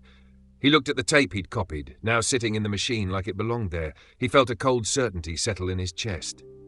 "It's already here," Evan said. Chapter 5. The Caller. The next day didn't feel like a new day. It felt like the same day stretched thinner, the same rain, the same grey sky, the same damp air clinging to everything like a wet sheet. Evan woke up with his jaw aching from grinding his teeth. He lay in bed for a few minutes, staring at the ceiling, listening to the building breathe around him. The apartment felt watched even when nothing was moving. The silence had weight now. It wasn't empty. It was loaded. Marla had left after midnight. She hadn't stayed because staying would have meant admitting there was nowhere else to go. She stood in his hallway with her coat on and her bag tight against her side, and she'd looked at Evan like she wanted to say something comforting but didn't have the right words. In the end, she just told him to call her if anything happened again, as if again wasn't already guaranteed. Evan locked the door after her and checked the chain twice, then sat on the couch until his eyes burned and his thoughts went numb. When he finally went to bed, he left the lights on again. The lights didn't help. He made coffee in the morning and drank it too fast. It didn't taste like anything. His mouth still had that faint metallic edge like he'd been chewing coins in his sleep. He stood in the kitchen staring at the drawer where the tapes were stacked, 3 sleeves in a neat pile that looked almost polite. The urge to open them was there, a quiet itch behind his ribs. He didn't open them. He didn't want to feed it. He didn't want to teach it that he would respond when it pulled. He forced himself into routine because routine was the closest thing he had to armor. He showered, dressed, shaved, cleaned the counter, wiped the VCR slot again even though he knew the stain would still be there. The black mark had faded into something faint but permanent, like a scar. It didn't matter how much he scrubbed. It stayed. Evan hated that more than he hated the tapes themselves. The tapes could be hidden in a drawer. The mark was part of the machine now, part of his apartment. By late morning, the rain eased into drizzle, and the city outside looked almost ordinary again. Evan decided to leave the apartment. Not because he wanted to, but because staying inside felt like sitting in a trap. He drove toward downtown, passing wet storefronts and puddles that reflected traffic lights in smeared colors. People walked with umbrellas and hunched shoulders, faces blank, moving through their lives like they didn't know something was wrong. Evan envied them. He stopped at a hardware store on Hastings and bought a roll of duct tape and a cheap lock, then stood in the aisle staring at them like an idiot. He didn't even know what he planned to do with them. Tape the VCR slot shut. Lock the drawer. Lock the whole apartment. The thought was childish, but it clung anyway. The tapes didn't care about locks. The tapes didn't care about tape. Evan knew that, but knowing didn't stop the need to do something. When he got home, he taped over the mail slot. He pressed the duct tape hard against the metal flap, sealing it shut. The act was ridiculous, and he felt ridiculous doing it, but when he finished, he stood there looking at it with a small, grim satisfaction. If nothing else, it would force whoever was delivering them to find another way in. If whoever was delivering them was human, he locked the drawer with the cheap lock, drilling a small hole through the wood with shaking hands. The lock looked flimsy, like it would break if you stared at it too hard, but it made him feel like he'd put a boundary somewhere. Evan stepped back and looked at his work. Duct tape on the mail slot, a lock on the drawer. A man trying to build fences out of paper. The phone rang just after noon. Evan froze in the kitchen with the drill still in his hand. The ring sounded louder than it should have, sharp and insistent, cutting through the quiet. It rang again, and Evan set the drill down slowly, as if the sound might trigger something else. He stared at the phone on the counter. The beige plastic looked innocent, ordinary. It had never been part of the problem before. It rang a 3rd time. Evan picked it up. "Hello." For a moment there was nothing, just a faint hiss like tape static. Then a voice came through, soft and careful like it didn't want to be heard. "Evan," the voice said. Evan's stomach tightened. "Who is this?" The voice hesitated. "You don't know me. Not yet." Evan gripped the receiver harder. "How do you know my name?" The line crackled faintly. The hiss grew louder, then softened again. The voice sounded male, but it didn't sound young or old. It sounded like it had been pulled through a machine and smoothed down. It sounded like it was wearing a person's voice the way a coat wore a hanger. "You watched," the voice said. Evan swallowed. "What did you say?" "You watched," the voice repeated, and this time it sounded less like a statement and more like a verdict. Evan's heart hammered. He forced himself to breathe slow. "Who are you?" The voice didn't answer. Instead it said, "You copied." Evan's skin prickled, his eyes flicked toward the locked drawer. "How do you know that?" The voice gave a small sound that might have been a laugh, but it wasn't quite right. It was too thin, too quiet, like laughter remembered rather than laughter felt. "Machines remember," the voice said. "Machines keep." Evan's mouth went dry. "What do you want?" There was a pause, long enough that Evan thought the line might have gone dead. He could hear faint crackling, faint static, like someone moving a microphone closer. Then the voice spoke again, softer now. "Do you know where the loop is?" it asked. Evan's stomach dropped. "What loop?" "The bus loop," the voice said, and Evan felt cold spread through his chest. "The one with the fence, the one with the puddle." Evan's hand shook slightly. "Who is this?" The voice ignored him. "Do you know where it is?" it asked again. Evan didn't answer. His mind flashed to the streetlight flicker, the smear on the pavement, the shape beyond the fence. He felt the compulsion rise again, stronger than before, like the voice itself was pulling him toward it. "Answer," the voice said, still soft but harder now. Evan's jaw clenched. "No." There was a crackle on the line, a burst of static that made Evan flinch. When the voice returned, it sounded closer, as if it had leaned in. "You can't say no," it whispered. Evan's heart pounded. "I can say whatever I want." The voice breathed out slowly. Evan could hear it, an exhale that sounded wet and wrong. "You already said yes," it murmured. "When you watched." Evan's throat tightened. He stared at the kitchen counter, at the duct tape on the mail slot, at the lock on the drawer, and felt a sudden surge of helplessness. It didn't matter what he did. It didn't matter what he sealed or locked. The problem wasn't outside trying to get in. The problem was already inside, in his eyes, in his hands, in the machines. "Stop calling me," Evan said, voice low. The voice made that thin, almost laugh again. "We don't call," it said. "We ring." Evan's blood ran cold. "What does that mean?" The voice didn't answer. Instead, it said, "Turn on the television." Evan stared at the receiver. "No." "Turn it on," the voice repeated, and the words came through with a faint echo, like more than one mouth was speaking them. Evan's hand tightened on the receiver. He wanted to slam it down. He wanted to rip the phone cord out of the wall. He wanted to throw the phone across the kitchen. But he didn't move. He stood there frozen, because fear had turned into something else, something heavier. The feeling that if he didn't do what it said, something worse would happen. The voice spoke again, softer, almost gentle. "Please," it said. That single word made Evan's skin crawl more than any threat. It sounded wrong coming from that voice. It sounded like someone imitating politeness without understanding it, like a child repeating a phrase it had heard adults use. Evan swallowed. He hung up the phone slowly, carefully, as if the line might bite him. The dial tone hummed faintly. Evan stared at the phone for a moment, then turned toward the living room. The television was off. The VCR display was dark. Everything was quiet. Evan walked into the living room and stood in front of the television, breathing shallow. His fingers hovered near the power button. He told himself he didn't have to do it. He told himself the voice couldn't force him. He told himself he still had choices. Then the television clicked on by itself. The screen flared blue. Static hissed softly. The image snapped into place. It wasn't the alley. It was his building's hallway.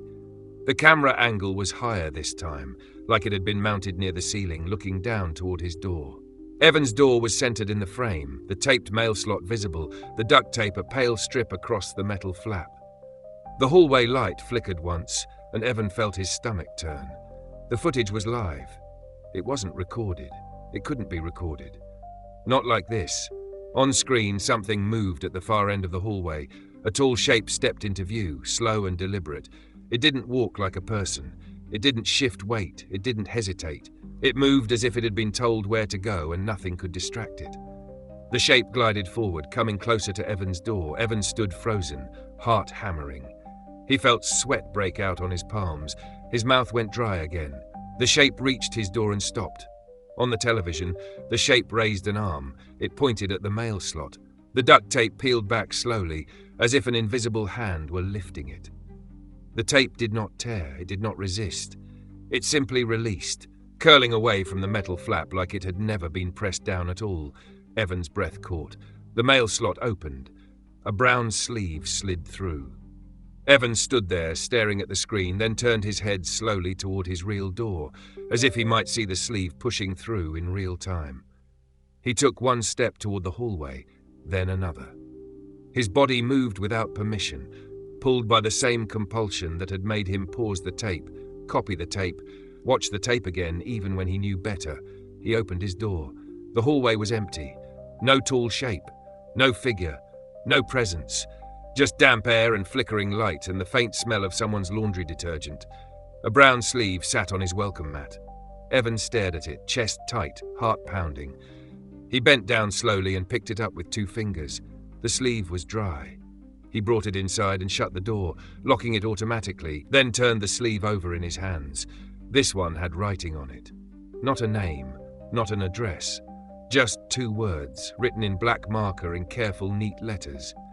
Play me. Evan's stomach twisted. He stared at the words until they blurred. The apartment felt smaller around him. The air felt thicker.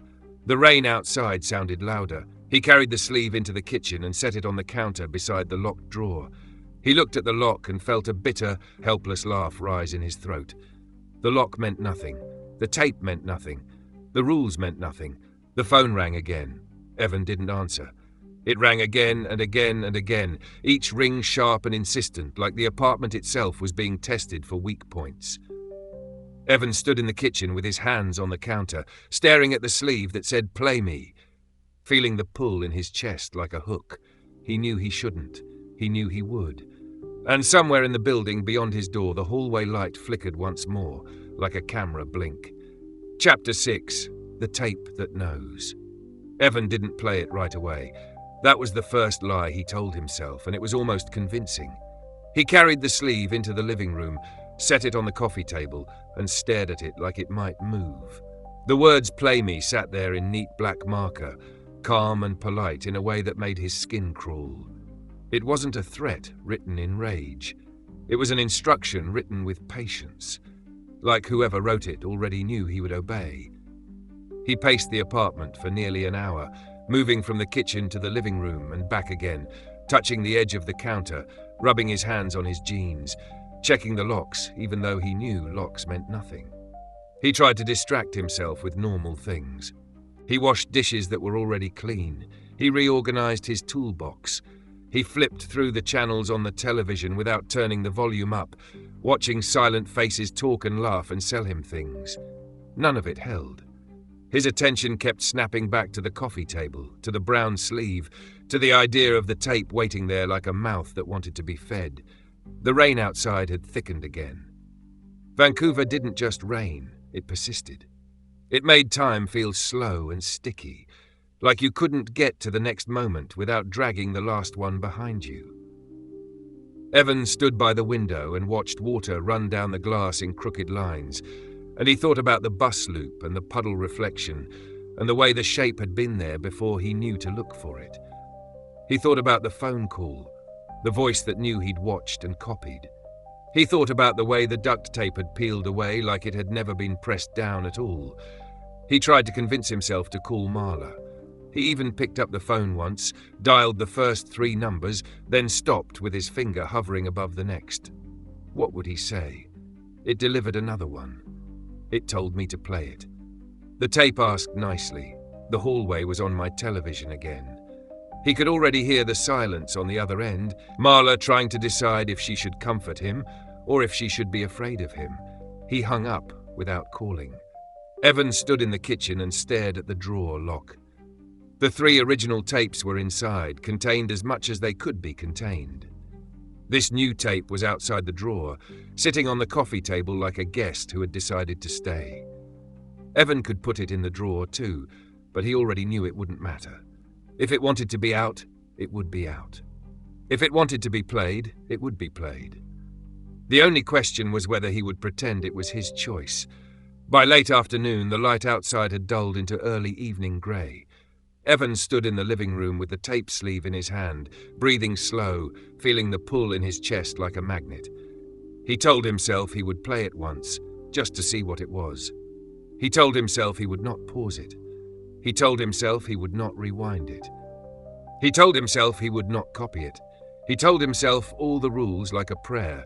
Then he slid the tape out of the sleeve. It was warm, not room temperature warm, warm like it had been running. Warm like it had been inside a machine moments ago. Evan's stomach tightened. He turned it over and saw the plastic was glossy in places, faint smears like fingerprints, but not fingerprints. More like a hand had been dipped in oil and then wiped across it. Evan carried it to the VCR and hesitated with it hovering near the slot. The machine sat there quietly, a black box that used to mean movies and background noise and normal evenings. Now it looked like a mouth. He could almost imagine it opening wider than it should. He pushed the tape in. The VCR swallowed it with a soft clack. The television turned on by itself. Evan stood still, hands at his sides, breathing shallow. The screen flared blue, then static. Then the image snapped into place. It was not the alley. It was his apartment. Not a recording of his hallway. Not a view of his door. It was his living room, filmed from an angle near the ceiling, looking down toward the couch and the television and the coffee table. Evan could see the top of his own head in the frame, the back of his shoulders, the way he stood too stiff, like a man waiting for a punch. Evan's mouth went dry. He turned slowly, scanning the corners of the room, looking for a camera. There was nothing. Just his old smoke detector, the curtain rod, the shelf with his books, the lamp. He looked back at the television. On screen, he moved when he moved. The tape wasn't showing a past moment, it was showing now. Evan felt his heart hammer. He stepped sideways, and on screen, he stepped sideways. He lifted a hand, and on screen, he lifted a hand. The image lagged by a fraction of a second, like the tape was breathing behind him. Evan stared at his own body on the screen, feeling suddenly exposed in a way he couldn't explain. It wasn't just being watched, it was being held. The camera angle on screen shifted slightly, as if it was adjusting to keep him centered. Evan swallowed hard. "Stop," he said aloud, voice low. On screen, his mouth moved, but the tape did not carry his voice. The only sound was the rain hiss and the faint static under it, like a whispering crowd in another room. The image held steady on him. Evan felt the pressure in the apartment thicken, like the air had become syrup. He took a step toward the television, then stopped. He didn't want to get closer. He didn't want to give it that satisfaction. He didn't want to behave like a rat approaching bait. On screen, the camera slowly zoomed in. Evan's chest tightened. The zoom wasn't smooth, like a human controlling it. It was slow and inevitable, like something leaning closer to smell him. The picture filled with his shoulders, then his neck, then the side of his face as he turned his head. Evan backed away. The camera followed. He backed into the kitchen doorway, and the camera angle shifted again, keeping him in frame. It was as if the tape had more than one camera, as if the apartment had become a set. Evan's mind raced. He wanted to shut it off, to yank the tape out, to smash the VCR. But he also felt that pull, that compulsion, the sense that if he stopped it now, he would lose something important. Not important in a good way. Important in the way a wound was important, because you needed to know how deep it went. The television image flickered. For a second, the living room view broke apart into static, then reformed into something else. It was the bus loop, wet pavement under a streetlight, fence beyond, darkness behind the fence. The camera glided forward, smooth and steady, and Evan felt his stomach drop. The tape wasn't just showing him the bus loop. It was taking him there, dragging his attention back to that place like a leash. The camera stopped at the puddle. The puddle reflected the streetlight circle, the fence, the wet world, and behind the camera, in the reflection, was the tall shape. It was closer than before. Close enough now that Evan could see the outline of a face, not features exactly, but the suggestion of where eyes should be. The darkness looked thicker there, as if it had depth, as if it was hollow and full at the same time. The shape in the puddle tilted its head. Evan's breath caught. His body went cold and tight. He stood there staring at the screen, unable to move, unable to look away. The shape lifted an arm, slow and deliberate. It pointed, not at the camera, at Evan. Evan stumbled back, hitting the kitchen counter. A spoon clattered into the sink. He didn't take his eyes off the television.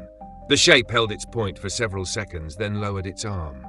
The puddle rippled, and the reflection warped. When the image steadied again, the shape was gone.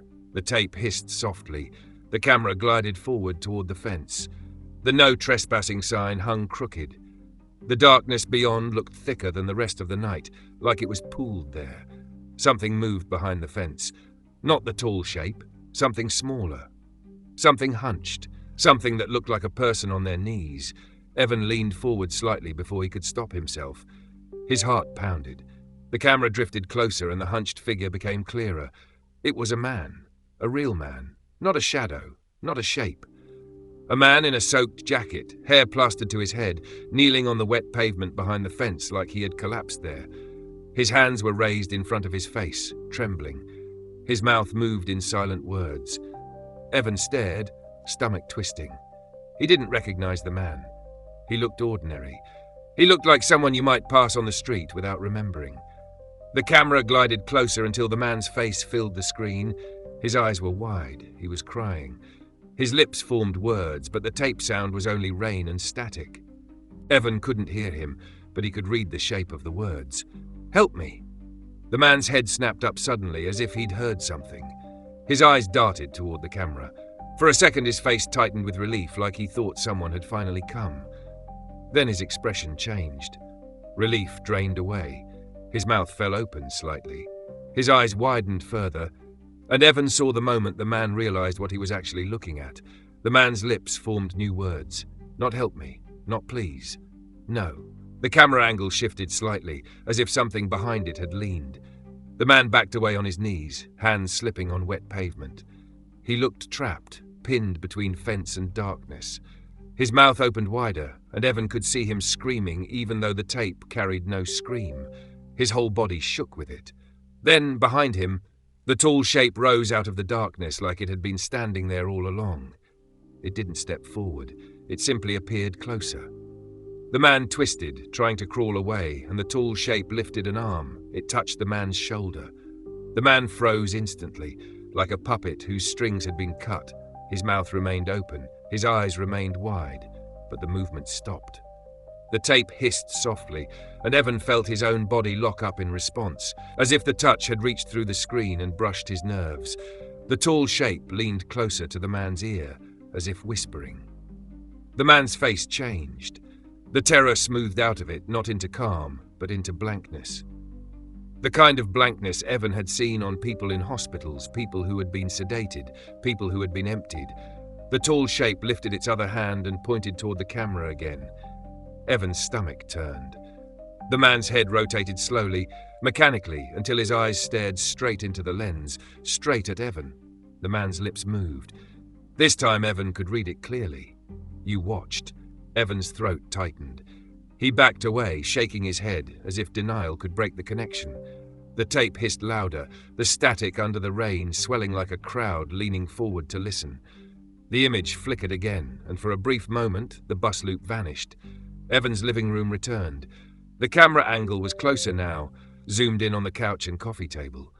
The brown sleeve lay there open, empty. The view drifted slowly toward the kitchen doorway where Evan stood, as if the tape wanted to remind him where he was. Evan stared at the screen, breathing hard. He could feel sweat on his palms. His fingers tingled with that faint black stain that wouldn't wash away. The image zoomed in on Evan's face. His own face, filmed from above, eyes wide, mouth slightly open. The expression of a man trying to stay rational while his world peeled open. Evan watched himself on screen. Then the on-screen Evan smiled. Evan did not smile in real life. He felt his stomach drop through the floor. He stood frozen, staring at the screen, and watched his own face hold that smile, slow and wrong, like a mask being fitted. On screen, his head tilted slightly. The smile widened. Evan felt a cold wave rush through him, and he realized the tape was no longer just recording him. It was practicing him. The television hissed softly, and beneath the hiss, faint and thin, Evan heard something else for the first time. A whisper threaded through the static, almost too quiet to be real. Not words exactly, more like a shape of sound. But Evan understood it anyway, the way you understood the meaning of a growl. It was pleased. Evan stumbled forward and hit stop with shaking hands. The screen snapped blue, then dark. The sudden silence felt like a slap. He yanked the tape out of the VCR and held it in both hands. It was hot now. Not warm, hot. His fingers came away with a darker smear of black, and the smell rising off the cassette was faintly chemical, like burnt plastic. Evan stared at it, breathing hard, chest tight. He wanted to throw it. He wanted to smash it. He wanted to run. Instead, he did something worse. He looked at the tape. and he felt the urge to put it back in. The compulsion rose again, strong and hungry, like the tape had reached into him and found the part of him that couldn't stop looking at wreckage. Evan clenched his jaw until it hurt. He carried the tape to the kitchen and shoved it into the drawer with the others, forcing it under the stack of sleeves like he was burying something alive. He locked the drawer again and stood there with his hand on the lock, breathing slow, feeling his heartbeat hammer in his throat. The phone rang. Evan flinched, then stared at it like it was a snake. It rang again. He didn't answer.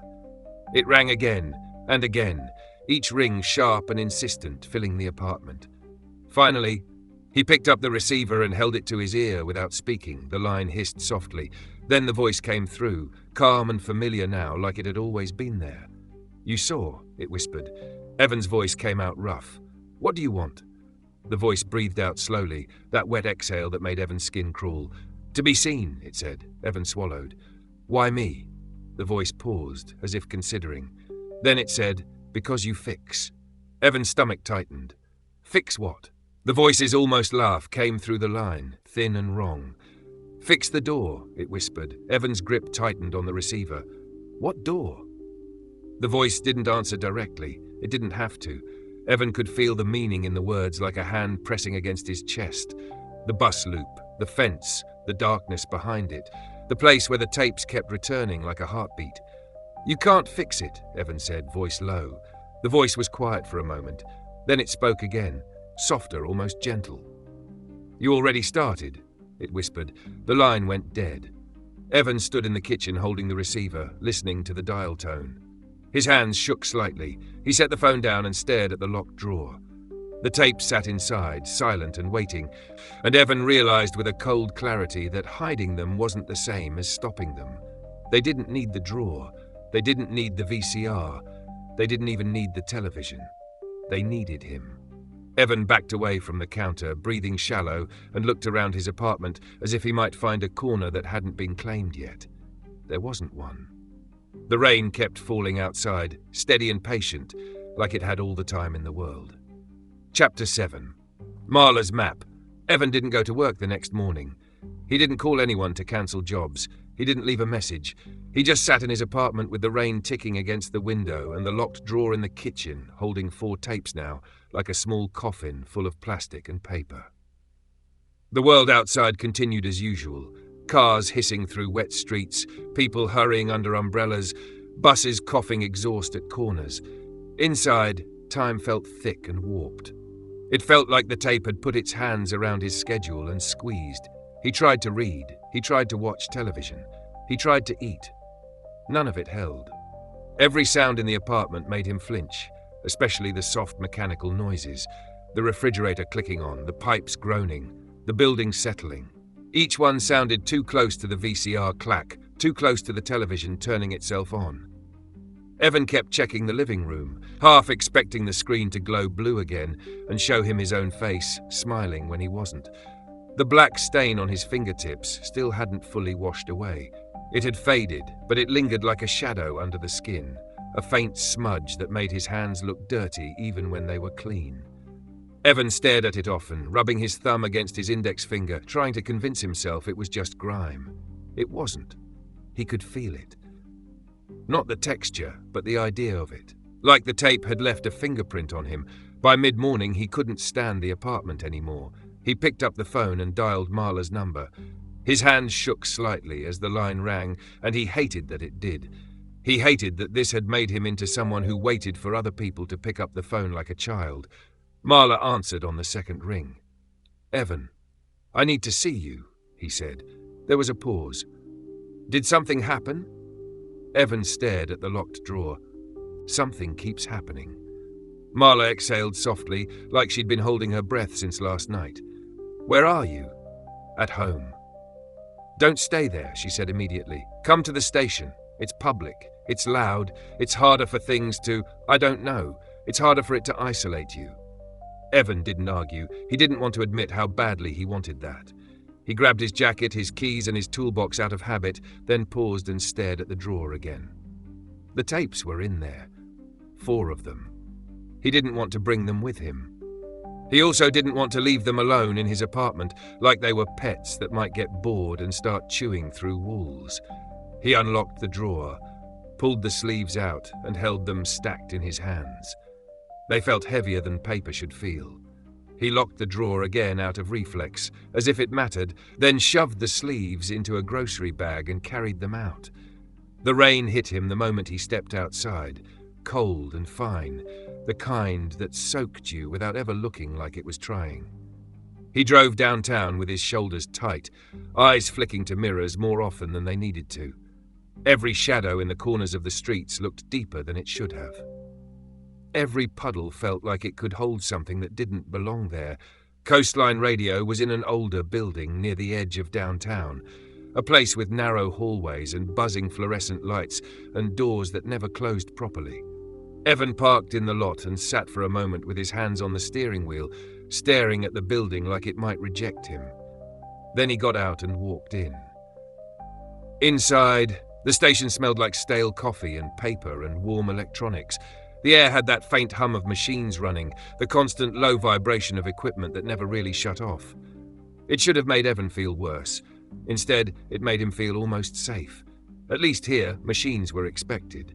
Here, the hum belonged. Marla met him in the lobby. She looked tired too, her hair pulled back, dark circles under her eyes. She wore the same thin coat and carried the same messenger bag, but her movements were sharper today, like she'd decided fear was a luxury she couldn't afford. She took one look at the grocery bag in Evan's hand and her expression tightened. "You brought them," she said. Evan nodded. "I didn't want them in my apartment." Marla didn't blame him. She just turned and led him down the hallway. The station was busy in a low-level way, phones ringing, voices talking, someone laughing too loudly near a doorway. Evan followed Marla past a glass window that looked into a studio where a man with headphones spoke into a microphone, his voice animated, his hands moving. It was strange to see someone doing something normal, something that belonged to the world. Evan felt like he'd stepped out of the world and then back into it, and now he didn't quite fit. Marla took him into a small office at the end of the hall. The office smelled like coffee and marker ink.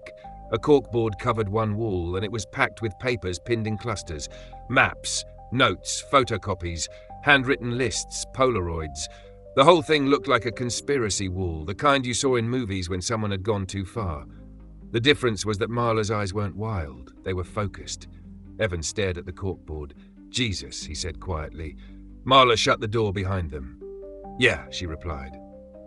That was my reaction too. She crossed to the board and tapped a large city map pinned at the center. Red lines and circles were drawn across it. Some areas were marked heavily, layered with ink. Others were clean. The pattern looked like veins. Evan stepped closer, his stomach tightening as he recognized certain points. "That's the diner alley," he said. Marla nodded. "That's where most people start." Evan's finger hovered over another mark. "And that's the bus loop." Marla's jaw tightened. "That's where it keeps returning." Evan turned to look at her. "You've had more calls." Marla nodded again. "More than I want. At first it was 2 or 3 weird ones a day. People laughing nervously, trying to sound casual, like they were calling in to tell a ghost story. Then it became 10, then 20. Then it stopped being funny. People started calling me crying.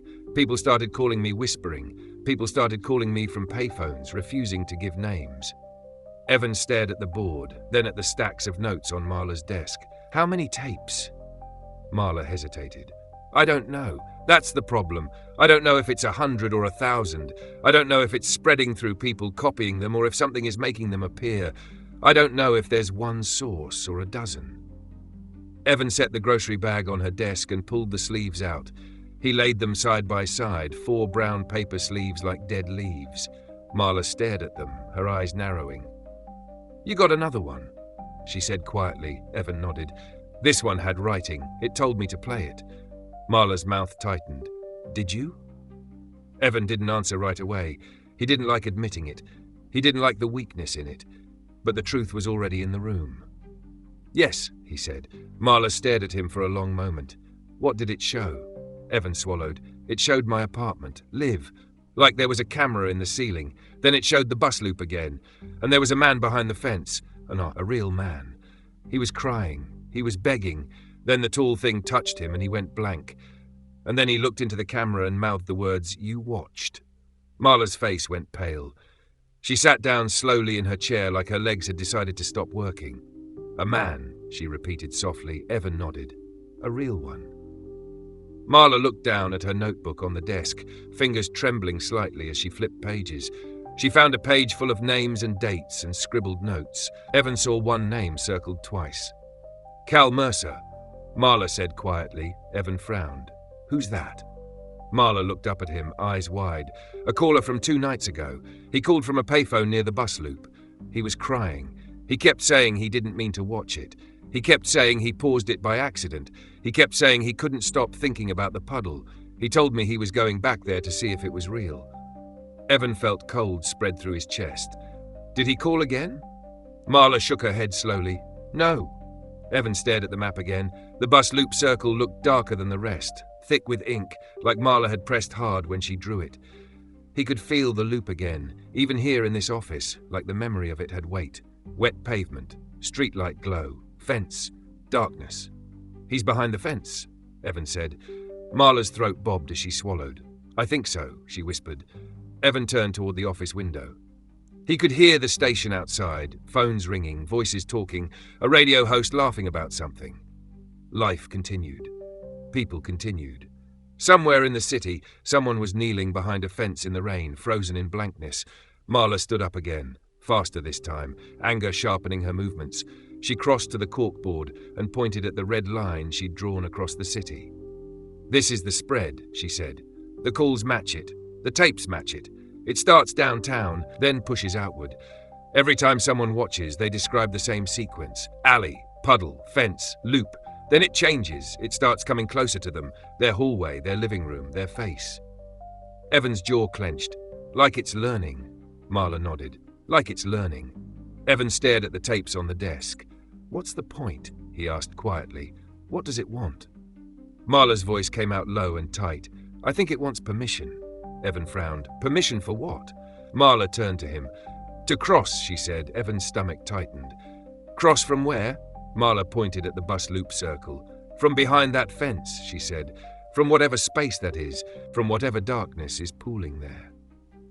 Evan felt his heartbeat thud heavy in his chest. He remembered the voice on the phone telling him to fix the door. Fix the door. The words felt different now, less like nonsense, more like a command with a purpose. "You think the fence is a door?" Evan said. Marla nodded slowly. "I think the fence is a line," she said, "and the tapes are a way of pulling people closer to it." Evan stared at the corkboard again, then at the notes pinned around it. Some were typed, some were scribbled, some had little diagrams of puddle reflections, some had shaky descriptions of the tall shape. One had a crude drawing of a VCR with arrows pointing to it, as if someone had tried to explain how the machine had become part of the problem. Marla reached into her desk drawer and pulled out a cassette tape in a clear plastic case. It was labelled in her handwriting, Coastline 0304. Evan's skin prickled at the date, March 4th, 1986, today. "This came in this morning," Marla said. Evan stared at it. "Delivered?" Marla nodded.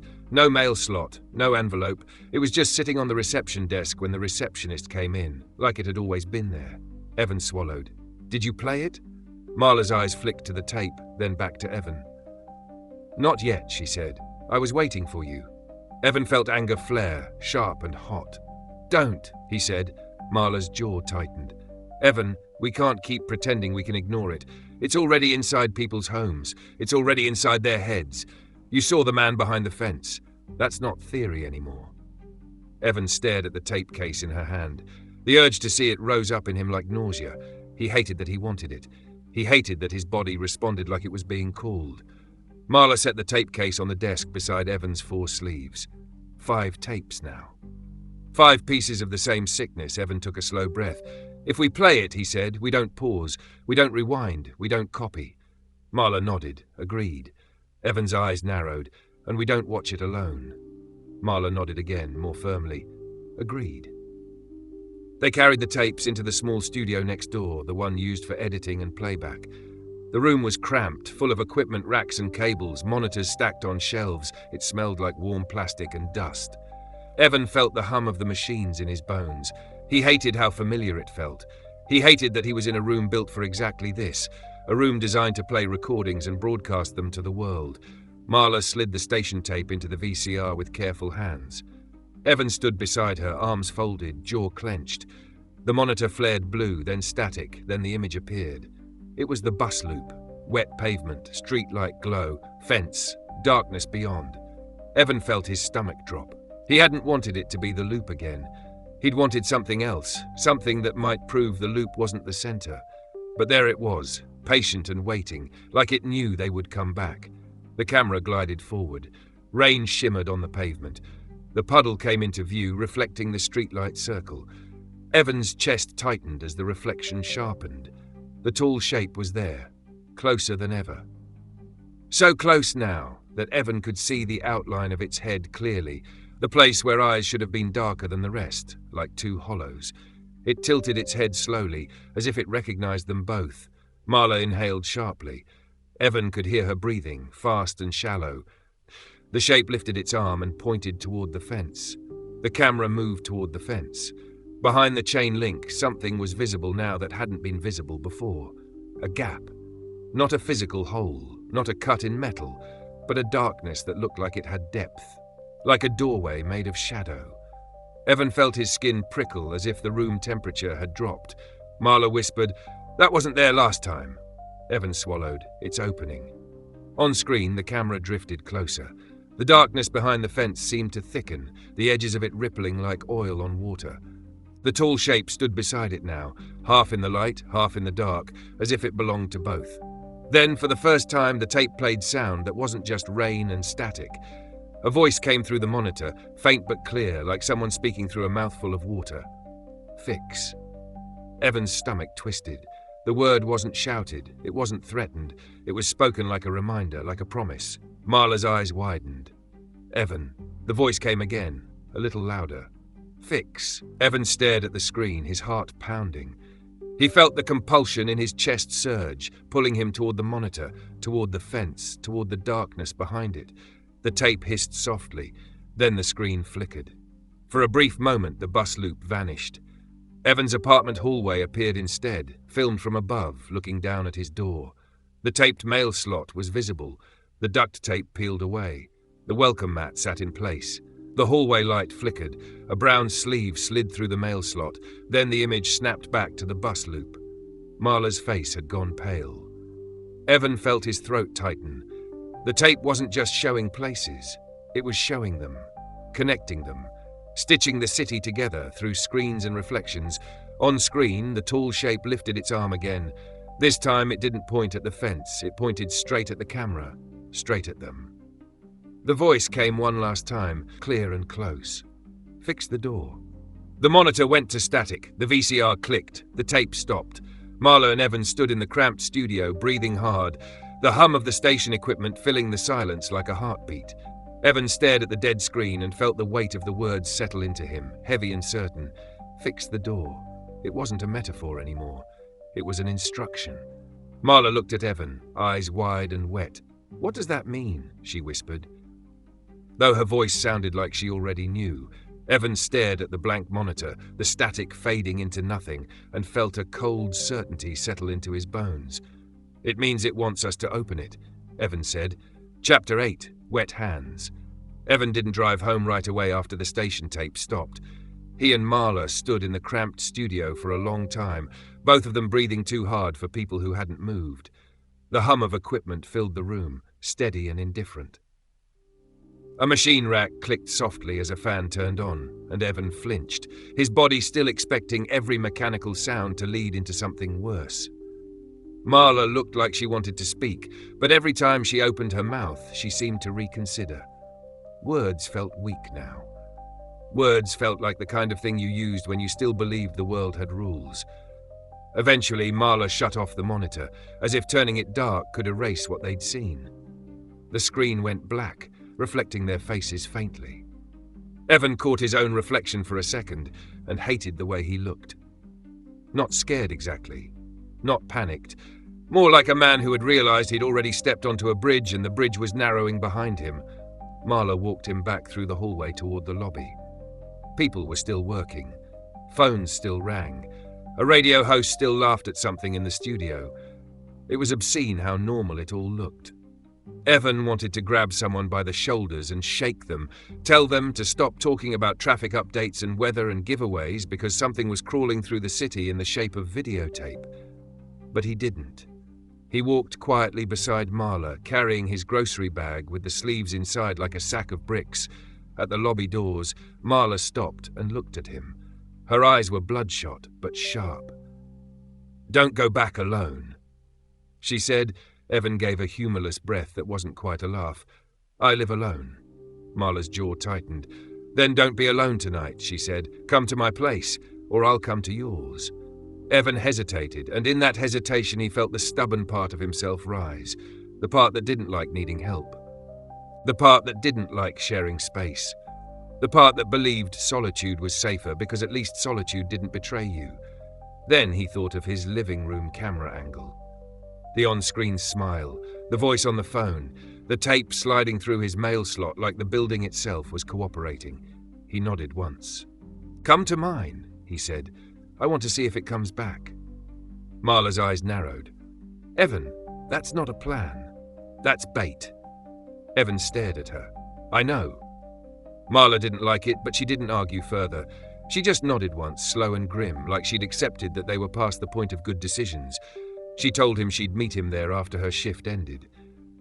Evan didn't tell her he'd probably be sitting in his apartment staring at the locked drawer the entire time. He didn't need to. She could already see it.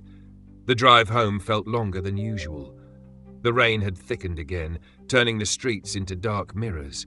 Evan kept catching reflections in the puddles, and every reflection made his stomach tighten. A streetlight halo in water looked too much like the puddle in the tape. A passing pedestrian's shadow looked too tall. A bus idling at a stop looked like it belonged at the loop. Evan hated how his mind was turning everything into an omen. He hated how the city was becoming a series of triggers. When he reached his building, the lobby smelled like damp wool and old paint, same as always. He climbed the stairs slowly, listening to the building creak and settle. The hallway light flickered once when he reached his landing, and Evan felt his skin tighten automatically. He stood in front of his door for a long moment, staring at the mail slot.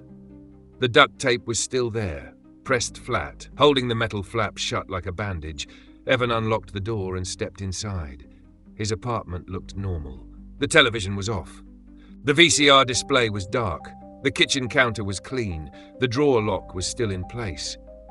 Evan stood in the doorway waiting for the normal to collapse. It didn't. He exhaled slowly, then went to the kitchen and set the grocery bag on the counter. He didn't take the tapes out right away. He didn't want to touch them. He didn't want to feel the pull again. Instead, he washed his hands, scrubbing too hard, then dried them and stared at his fingertips. The faint black stain was still there, like a bruise beneath the skin. He rubbed his thumb against it and felt nothing, but the sight of it made him feel dirty anyway. He tried to distract himself by fixing small things around the apartment. He tightened the loose hook by the door. He replaced a burnt-out bulb in the hallway light fixture. He adjusted the kitchen cabinet hinge that squeaked. Each repair felt like a small act of defiance, like he could still impose order on something. But every time he finished one, his mind drifted back to the bus loop. The fence. The darkness behind it. Fixed the door. By evening, the sky outside had turned the color of wet cement. Evan made dinner, barely ate it, then sat on the couch with his hands clasped and his eyes on the television. He didn't turn it on. He didn't trust it. The silence felt like it was waiting. At 7:30, the phone rang. Evan froze. The sound hit his nerves like a jolt. It rang again, and Evan stood up slowly, moving toward the kitchen where the phone sat on the counter. He stared at it as if it might sprout teeth. It rang a third time. Evan picked it up. "Hello?" The line hissed softly. Then the voice came through, calm and close. "You brought her?" it whispered. Evan's stomach dropped. "Who is this?" The voice ignored the question. "She sees," it murmured. "She maps." Evan's grip tightened. "Stop calling me." The voice made that thin, almost laugh, the sound that wasn't quite human. "We don't call," it said. We ring. Evan swallowed hard. What do you want? There was a pause, and Evan could hear faint crackling on the line, like the voice was moving closer to the receiver. Wet hands, it whispered. Evan's skin prickled. What does that mean? The voice breathed out slowly, wet and wrong. You touched, it said. You copied. You paused. You watched. Evan felt anger flare. I didn't ask for this. The voice was quiet for a moment. Then it spoke again, softer, almost gentle. You did, it whispered. You looked. The line went dead. Evan stood in the kitchen, holding the receiver, listening to the dial tone. He hung up slowly, then stared at his hands.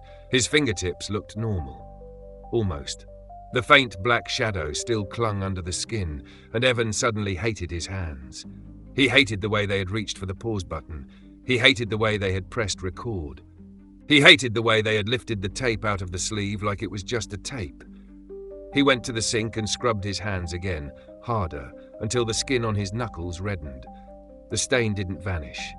It didn't matter how much he washed. It stayed. Evan turned away from the sink and saw that the television was on. He hadn't turned it on. The screen glowed blue for a moment, then static, then the image snapped into place. It was his kitchen. The angle was wrong. Higher than it should have been. Like a camera mounted near the ceiling above the fridge, looking down at the counter, the sink, the phone.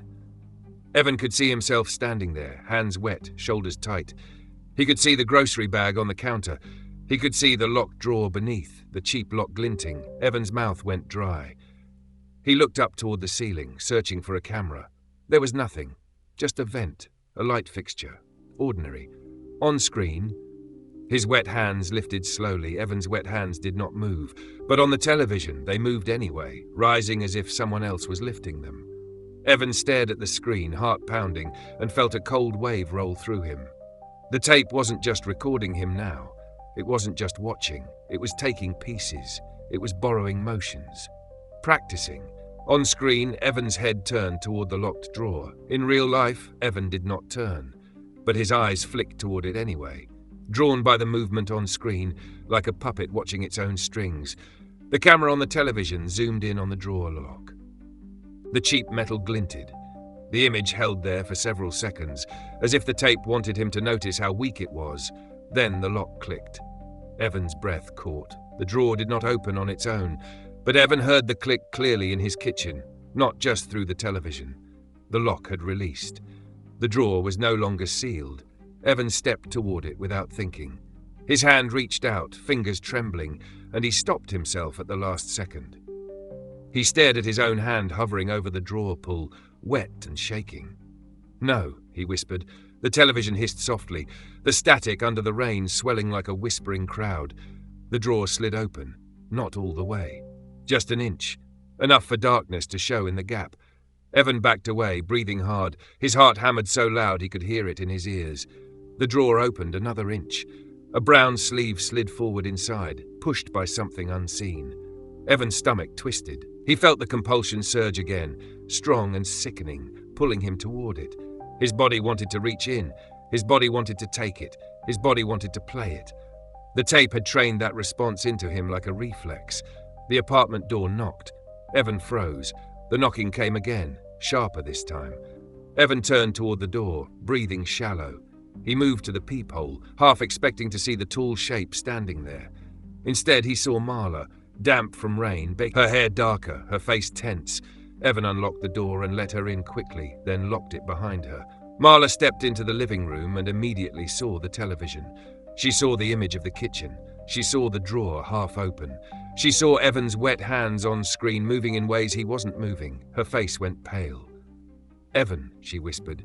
Evan's voice came out rough. "It's here." Marla crossed to the kitchen doorway, eyes fixed on the drawer. "Don't touch it," she said.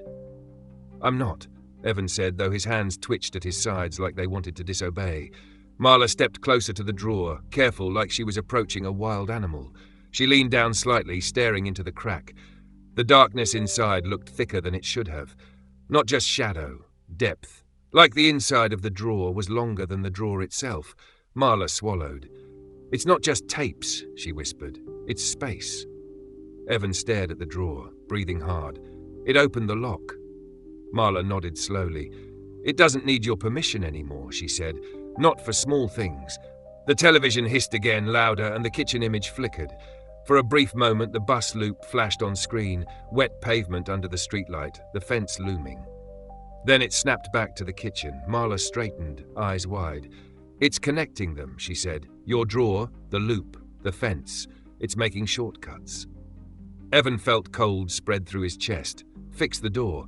The voice wasn't asking him to repair a machine. It wasn't asking him to replace a belt. It was asking him to open something, to make a passage. Marla turned to Evan, her voice tight.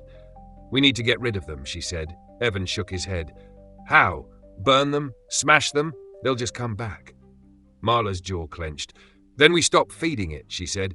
"No more watching, no more pausing, no more copying." Evan stared at the drawer. "It doesn't need us to watch," he said. "It turns itself on." Marla's eyes flicked to the television, then back to the drawer. Her voice dropped lower. "Then we stop being near it," she whispered. "We leave, right now." Evan hesitated, the stubborn part of him rising again. Leave the apartment, leave the tapes. Let them sit here alone. Let them do whatever they wanted in his space. But the drawer was open now. The lock was meaningless. The tape had already moved his hands on screen. It had already shown it could do things without his consent. Evan nodded once, sharp. "Okay." Marla grabbed her bag. Evan grabbed his keys. They didn't pack. They didn't plan. They moved like people escaping a fire, because that was what it felt like. Evan stepped toward the door, then paused and looked back at the kitchen. The drawer was still open, just a crack. The brown sleeve inside had slid forward, waiting. The television hissed softly, as if it approved. Evan shut the apartment door behind them and locked it, then locked it again and again, like repetition could become protection. Marla stood beside him in the hallway, breathing fast. The hallway light flickered once overhead, and Evan felt his stomach tighten. They hurried down the stairs without speaking, rain sounds growing louder as they reached the lobby. Outside, the drizzle hit their faces cold and sharp. Marla's car was parked at the curb. They got in quickly and shut the doors. For a moment they just sat there, breathing hard, staring through the windshield at the wet street. Marla spoke first, voice low. "It's getting stronger," she said. Evan stared at his hands, still faintly stained, still wet from washing. "It doesn't want tapes anymore," he said quietly. "It wants access." Marla nodded slowly, eyes fixed ahead. "It wants the door fixed," she whispered. Evan swallowed, feeling the weight of that sentence settle into him like a stone. Somewhere behind them in Evan's apartment, the television screen glowed blue again, and the tape kept watching the place where he used to be. Chapter 9. The bus loop at night. Marla didn't take him to her apartment. She didn't take him anywhere that felt safe. Instead, she drove with both hands locked on the steering wheel, eyes forward, jaw clenched so tight Evan could see the muscle jumping. The wipers slapped back and forth in a steady rhythm, the sound filling the car like a metronome. Evan sat in the passenger seat with his hands folded in his lap, staring at his fingertips. The stain was still there, faint but stubborn, like a shadow that refused to leave. "Where are we going?" Evan asked. Marla didn't look at him. "I'm going to show you something," she said. Evan's stomach tightened. "If you say the bus loop." Marla's voice stayed flat. "I'm saying the bus loop." Evan stared at her, then out the windshield. The city slid past in wet streaks of light and shadow. Storefronts glowed softly behind rain-blurred glass. People moved like ghosts under umbrellas. The streets were darker now, the evening deepening into night. Evan felt the pull in his chest again, that magnet feeling, and he hated it. He hated that even hearing the words bus loop made his body respond. "This is a bad idea," he said. Marla's laugh was short and humorless. "We ran," she replied. "We did the smart thing. It didn't help. Your apartment opened itself. It turned itself on. It knows where you live. It knows who I am. So we either keep hiding until it comes through anyway, or we go to where it's strongest and try to understand what the hell it's doing." That Evan swallowed. He didn't like it, but he couldn't argue with it. The thing wasn't following rules. The thing wasn't playing fair. And the longer they waited, the more it seemed to learn. Marla turned off the main road and headed into a quieter stretch where the streetlights were farther apart and the trees leaned over the sidewalks like they were eavesdropping. The rain here felt heavier, or maybe it just sounded heavier because there were fewer cars. Evan watched the road signs slide by and felt his skin tighten as he recognized the neighborhood. He'd been near this area before, not often, but enough to know the shape of it. Marla slowed as they approached the loop. The bus shelter came into view, empty and wet, its glass walls streaked with rain. The pavement around it shone black under the streetlight. The fence was there, chain link and ugly, with the no trespassing sign still hanging crooked like a warning that had given up. Evan's mouth went dry. "Jesus," he whispered. Marla parked a block away, under a streetlight that flickered faintly. She shut off the engine, and for a moment the silence inside the car felt too loud. The rain drummed on the roof. Evan could hear his own breathing. He could hear Marla's too. "You don't have to get out," Marla said, voice quieter now. Evan stared at the loop through the windshield. The fence looked like it was waiting. The puddle near the curb reflected the streetlight glow in a perfect circle. Evan felt his stomach turn as he remembered the shape in the reflection. He remembered the man behind the fence, mouth open in a silent scream. "Yes, I do," Evan said. Marla nodded once, slow. She opened the glove compartment and pulled out a flashlight. Then she reached under her seat and brought out something else, a small portable cassette recorder. Evan stared at it. "What's that for?" Marla's eyes flicked toward the loop. "If it's using tape," she said, "then maybe tape can catch it too." Evan didn't like the logic, but he understood it. Marla clicked the recorder on and slipped it into her coat pocket, the red recording light glowing faintly through the fabric. Then she grabbed the flashlight and opened the car door. Cold air hit Evan immediately, wet and sharp. He stepped out, the rain soaking his jacket within seconds. The street smelled like damp asphalt and moss. The world felt too quiet, like the city had turned its volume down for this part. They walked toward the loop side by side, footsteps splashing softly in shallow puddles. Evan kept his eyes on the fence. The closer they got, the more the air seemed to change.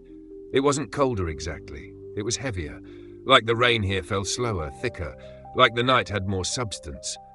Marla stopped at the edge of the curb and shone her flashlight toward the fence. The beam cut across wet pavement and chain link, catching droplets that glittered like tiny knives. The no trespassing sign swung slightly, though there was no wind. Evan stared at it, feeling his pulse thud in his throat. "Do you feel that?" Marla whispered. Evan nodded. "Yeah." They moved closer, stopping just a few feet from the fence. Evan stared through the chain link into the darkness beyond. It wasn't a normal darkness.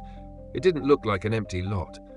It looked like something deeper, like the space behind the fence was too big for the space behind the fence. Like it went down farther than it should, like it stretched back into a place that wasn't part of the city. Marla aimed the flashlight through the fence. The beam hit something, then seemed to fade like it was being swallowed. Evan's stomach tightened. Marla swallowed. "There," she whispered. Evan followed her beam and saw it. A gap in the darkness, not a hole in the fence, not a break in the chain link, a gap behind it where the shadows looked thinner at the edges and deeper in the center, like a doorway cut into night. The edges rippled faintly, like oil floating on water. Evan felt the compulsion surge hard. His body leaned forward slightly without permission. His hands twitched at his sides. He hated the way his mind wanted to step closer, like curiosity was stronger than fear. Marla spoke softly, voice tight. "That wasn't there last year," she said. "People would cut through this lot sometimes. Teenagers, drunks. It was just an empty place. It was nothing." Evan stared at the gap. "It's not nothing now." Marla nodded. "No." Evan's eyes flicked down to the puddle near the curb. It reflected the streetlight circle perfectly, bright and clean in the dark water. The reflection looked like an eye. Evan felt his stomach twist. "Don't look at it," he whispered. Marla's flashlight beam trembled slightly. "I can't not look," she said. Evan forced his gaze back to the fence. The darkness behind it pulsed faintly, like a slow breath. The rain seemed to fall quieter here, muffled, as if the air itself was listening. Then Evan heard it. A sound behind the fence. Soft at first, almost lost under the rain. A faint scraping noise, like something dragging across wet pavement. Evan's skin prickled. He leaned closer, eyes narrowing, trying to see through the chain link. The scraping grew louder. Marla's flashlight beam jerked. "Evan," she whispered. He didn't answer. He stared through the fence, heart hammering. The darkness shifted, and for a moment he thought he saw movement. Not the tall shape, something lower, something hunched. Then a hand appeared. It slid into the flashlight beam slowly.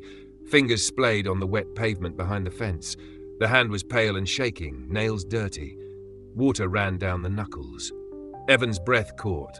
A second hand appeared, trembling, pressing into the ground as if the person behind it was trying to crawl forward. Marla gasped softly, "Oh my God." A face came into view next, low to the ground, hair plastered to the forehead. The man's eyes were wide, bloodshot, desperate. He stared through the fence at them like he couldn't believe they were real. His mouth opened, his lips moved. This time there was sound. A faint, broken voice, thin as paper. "Help," the man whispered. Evan's stomach dropped. He recognized him now, not from memory but from Marla's notes. Cal Mercer. Marla stepped closer, flashlight shaking.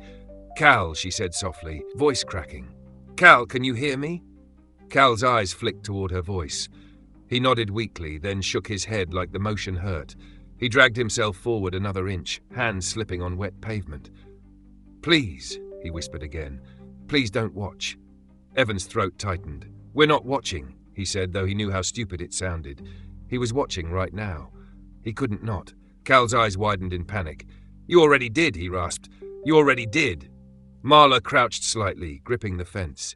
"Cal, how long have you been here?" Cal blinked slowly, like the question didn't fit in his head. "March," he whispered. "It's March." "It's still March," Marla said, voice trembling. Cal's lips pulled back slightly in something that wasn't a smile. "No," he whispered. "It's always March." Evan felt cold spread through his chest. The loop wasn't just a place. It was a time. It was a repeating moment, a stuck groove. A tape loop. Cal's eyes darted suddenly to the side, toward the darkness behind him. His whole body stiffened. He pressed his face closer to the fence, eyes wild. "It's coming," he whispered. Marla's voice shook. "What's coming?" Cal's mouth opened wider, and the words came out faster now, desperate. "It wants you to fix it. It wants you to open it. It wants you to make it clean." Evan's heart hammered. "Make what clean?" Cal's eyes rolled toward Evan, locking onto him. His gaze was sharp for a second, almost lucid. "Your hands," he whispered. "Wet hands, wet hands, wet hands." Evan felt his stomach twist. The phrase hit him like a punch. The voice on the phone. Wet hands. The tape moving his hands on screen. The stain that wouldn't wash away. Marla leaned closer. "Cal, how do we get you out?" Cal's eyes filled with tears. "You can't," he whispered. "Not once it touches you. Not once it learns you." Evan's breath came shallow. "What touched you?" Cal didn't answer right away. He stared into the darkness behind him, trembling. His hands tightened on the pavement like claws. Then he whispered, "The pause." Evan blinked. "What?" Cal's voice was thin and shaking. "I paused it," he said. "Just for a second. I wanted to see. I wanted to see what was behind me in the puddle. I wanted to see if it was real." Marla's face went pale. Evan felt his throat tighten. Cal swallowed hard. "And it saw me," he whispered. The rain hissed around them. The streetlight above buzzed faintly, the sound thick and electric. Evan felt his skin prickle. The air behind the fence seemed to pulse, deeper and darker. Cal's eyes widened again. "Don't," he whispered. "Don't look. Don't look." Evan's gaze flicked down without permission, drawn toward the puddle at the curb. The streetlight reflection glowed bright in the water. Evan saw his own face reflected faintly, pale and tense. Then he saw something behind him in the reflection. Tall, still, too close. Evan's breath caught. His body locked up. He couldn't move. He couldn't turn. He could only stare at the puddle, like it was a screen. Marla whispered, "Evan?" Evan didn't answer. The reflection shifted slightly, like the tall shape had leaned. Evan felt cold flood his chest. His mouth opened, but no sound came out. He could feel the compulsion, like a hand pressing on the back of his neck, forcing his eyes to stay on the water. In the reflection, the tall shape lifted an arm. It pointed at the fence. Cal made a strangled sound behind the chain link. "No," he whispered, voice breaking. "No, no, no." Marla's flashlight beam shook violently as she swung it toward the darkness behind the fence. The beam caught nothing. The darkness swallowed it again. Evan forced himself to look away from the puddle, jerking his gaze up like ripping his eyes off a magnet. He stared through the fence at Cal. Cal's eyes were fixed behind him now, wide with terror. His mouth opened in a silent scream. His body went rigid. Evan watched, helpless, as something behind Cal moved. not stepping, not walking, appearing closer. A tall shape rose behind him, half in darkness, half in the weak reach of the flashlight beam. It leaned down toward Cal's ear, like it was about to whisper. Cal's face went slack instantly. The terror drained out of him like water poured from a cup. His mouth stayed open, but the life in his eyes flattened into blankness. His hands loosened on the pavement. Marla made a choking sound. "Cal," she whispered. The tall shape lifted its head slowly and turned toward the fence, toward Evan, toward Marla. It didn't have eyes. Not really, but Evan felt it looking anyway. Felt it pressing attention against him like a weight. The rain seemed to quiet for a second, the world holding its breath. Then the tall shape lifted its arm again. It pointed at Evan. Evan's stomach dropped. He felt the pull in his chest surge hard, like a hook yanking him forward. His feet shifted without permission. One step closer to the fence. Marla grabbed his sleeve. "Evan, no!" Evan's jaw clenched. He forced his feet to stop. His body trembled with the effort. The tall shape's hand pressed against the chain-link fence. The metal did not bend. The darkness behind it did. It rippled outward, spreading like ink in water, pushing through the fence without breaking it. Evan watched in horror as the shadow seeped through the links, stretching toward them like a slow wave. Marla stumbled back, dragging Evan with her. "Run," she whispered. Evan didn't argue. He turned and ran. They sprinted down the wet sidewalk toward the car, shoes splashing, breath tearing in their throats. Evan didn't look back. He didn't want to see the darkness following. He didn't want to see if the fence was still there or if it had become meaningless. They reached the car and yanked the doors open, diving inside. Marla slammed her door shut and fumbled with the keys, hands shaking. Evan slammed his door and stared out the windshield, heart pounding so hard it hurt. The engine turned over. Marla threw the car into gear and sped away, tires hissing on wet pavement. Evan twisted in his seat and looked back through the rear window. The bus loop streetlight glowed in the distance. The fence was still there, black against the night. The puddle still reflected the light like an eye. And for a moment, just a moment, Evan thought he saw a tall shape standing on the sidewalk where they had been, not behind the fence, on their side. Marla's voice came out ragged. "Did you see it?" Evan stared back until the loop vanished behind rain and distance. His throat tightened. He didn't want to answer. He didn't want to make it real by speaking it. "Yes," he whispered. Marla's knuckles were white on the steering wheel. "It crossed," she said. Evan swallowed hard, feeling cold settle into his bones. Fix the door. He understood now. It wasn't asking them to open it.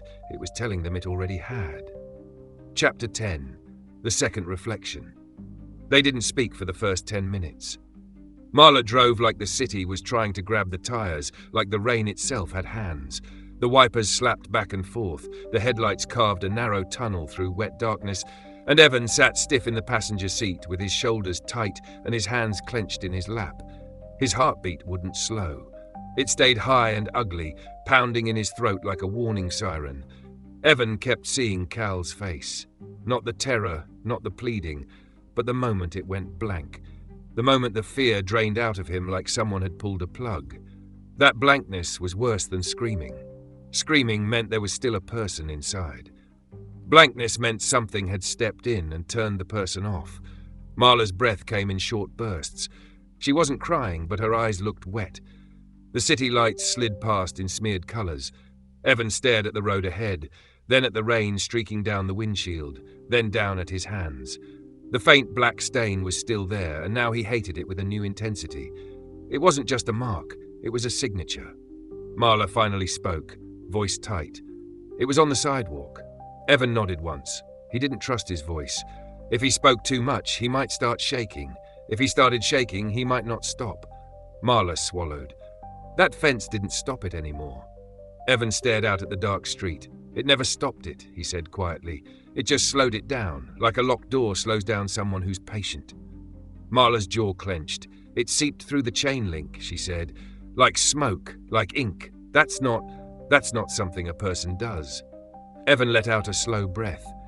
It's not a person. They drove in silence again. Marla took turns without signaling, moving by instinct. She kept glancing in the rearview mirror. Evan didn't blame her. The fear wasn't just that something was behind them. The fear was that it might already be inside the car, sitting in the back seat without weight, without sound, without breath. When Marla finally pulled over, it wasn't in a residential area. It wasn't near her apartment or his. It was in a parking lot behind a closed grocery store, the kind of lot that looked abandoned at night, lit by a few flickering lights that made the rain shimmer. The store windows were dark. A shopping cart sat tipped on its side near the far curb, like it had been thrown there in anger. Marla shut off the engine and sat for a moment with her hands on the steering wheel. Her shoulders rose and fell as she tried to breathe. Evan stared at the dashboard, then at the glove compartment, then at the dark window beside him. The silence inside the car felt too complete, like the world outside had stopped. Marla reached into her coat pocket and pulled out the cassette recorder. The red light was still on. She clicked it off and held it in both hands like it was fragile. "Did it record anything?" Evan asked. Marla stared at it. "I don't know." Evan nodded. "Play it." Marla's eyes flicked to him. "Here?" Evan looked out at the empty lot. "Not in my apartment," he said. "Not near the loop. Here is fine." Marla hesitated, then pressed play. At first there was only rain, their footsteps, their breathing, the faint hum of the streetlight buzz. Evan heard his own voice, low and tense, and it sounded strange to him, like someone else. Then Marla's voice, soft and careful, calling Cal's name. Cal's thin whisper came through the tiny speaker, broken and desperate. "Help." Evan's throat tightened. Hearing it again made it worse. It made it real in a way his memory hadn't. Marla's hands trembled slightly as she held the recorder. The tape hissed faintly, the sound of cheap plastic and magnetic strip trying to hold on to something it didn't understand. Cal's voice came again. "Please don't watch." Marla swallowed hard. Evan stared straight ahead, eyes fixed on nothing. The tape played the moment where Cal said it was always March. The moment where he whispered about the pause. Evan felt his stomach twist as the recording reached the part where the air changed, where the rain seemed to quiet, where something behind the fence moved. Then the tape crackled. A sound came through the speaker that wasn't rain. A wet exhale. Evan's skin prickled. Marla's eyes widened. The recorder hissed louder, the sound warping slightly, like the tape was being pulled too tight. Then, faint but clear, a voice came through. Not Cal, not Evan, not Marla. A voice like the one on the phone, smoothed and thin. "Wet hands," it whispered. Marla's face went pale. Evan's stomach dropped. The words sounded closer than they should, as if the speaker was right beside their ears. Evan felt a sudden pressure in his chest, the same compulsion he'd felt in his apartment, the same pull that had dragged his attention toward the drawer. The recording continued. There was a scraping sound, then a faint metallic vibration like chain link being touched. Marla's flashlight beam noise wasn't audible, but Evan could hear the shift in their breathing, the panic rising. Then the tape hissed hard, and the sound distorted, stretching. A new sound came through, a low clicking, slow and deliberate. Evan frowned. "What is that?" Marla stared at the recorder, eyes wide. "That's not us." The clicking grew louder, like something tapping, like a machine trying to start, like a VCR mechanism engaging. Then the voice came again, clearer now. "Fix." Evan felt cold spread through his chest. Marla's mouth opened slightly, but no sound came out. The recorder hissed and crackled, and for a moment the audio dropped into heavy static, thick and crowded, like 1,000 whispers layered together. Then, through the static, the voice spoke again. "Fix the door." Marla snapped the recorder off so hard the plastic clicked. She sat there breathing fast, eyes wide, staring at the dead device like it had just bitten her. Evan's heart hammered. He felt sweat break out on his palms. The rain continued outside. The parking lot light flickered. The world kept going, and Evan hated it for being indifferent. Marla swallowed hard. "It's on the tape," she whispered. Evan nodded slowly. "It uses tape like a throat," he said. Marla's voice shook. "It's not just appearing on videotape. It's infecting recordings. It's inside the signal." Evan stared out at the dark lot. "It's inside us," he said quietly. Marla looked at him sharply. "Don't say that." Evan turned his head toward her. His voice was low, steady. "It knows my name. It knew you were coming. It knew Cal's voice. It knew the pause. It moved my hands on screen. It opened my lock. It crossed the fence." Marla's eyes flicked toward the rearview mirror again, quick and fearful. "So what do we do?" Evan didn't answer right away. He looked down at his hands again, the faint stain, the stubborn shadow, the part of him that wanted to watch, even now, the part of him that felt pulled toward the loop like it was gravity. "We stopped feeding it," Marla said, voice firming, trying to make herself believe it. "No more tapes, no more watching, no more recording. We walk away." Evan stared at her. "It's already walking toward us," he said. Marla's jaw clenched. "Then we call the police." Evan gave a short, bitter breath. "And say what? There's a thing in a puddle reflection that crawls through VCRs. There's a door behind a chain-link fence that leads into March Forever." Marla looked away, blinking hard. "So we do nothing?" Evan shook his head. "No," he said. "We do something real." Marla turned back to him. "Like what?" Evan's voice came out slow. "We find out what that lot used to be." Marla frowned. "What do you mean?" Evan stared through the windshield, seeing the fence again, seeing the darkness behind it. "It's not random," he said. "Places don't become doors for no reason. That bus loop wasn't always a loop. That fence wasn't always there. Something happened there. Something got buried there. Something got built over." Marla's eyes narrowed. "You think it's tied to the land?" Evan nodded. "Or tied to what was done on it," he said. "This thing is acting like a recording, like a loop, like it's stuck in one moment and dragging other moments into it." Marla's lips parted slightly. "Always March," she whispered. Evan nodded. "Always March," he repeated. Marla stared at the cassette recorder in her hands, then shoved it into her bag like she didn't want it touching her skin. "Okay," she said, voice tight. "Where do we start?" Evan thought for a moment.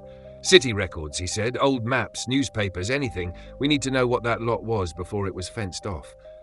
Marla nodded slowly. "Library?" she said. Evan's stomach tightened. "Yeah." Marla started the car again. The engine sound filled the silence, and Evan felt a small, ugly relief. Noise meant movement. Movement meant they weren't sitting still waiting to be reached. Marla pulled out of the parking lot and headed back toward downtown. The rain followed them like it belonged to them now. Evan stared at the road ahead and tried not to look at puddles, but he couldn't help it. At a red light, Evan's eyes flicked down to the shallow water gathered near the curb.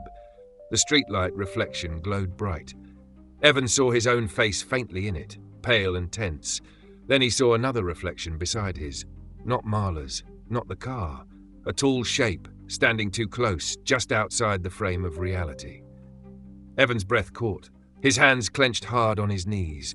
He forced his eyes up, away from the puddle, staring straight ahead at the red light like it was the only thing keeping him alive. The light turned green.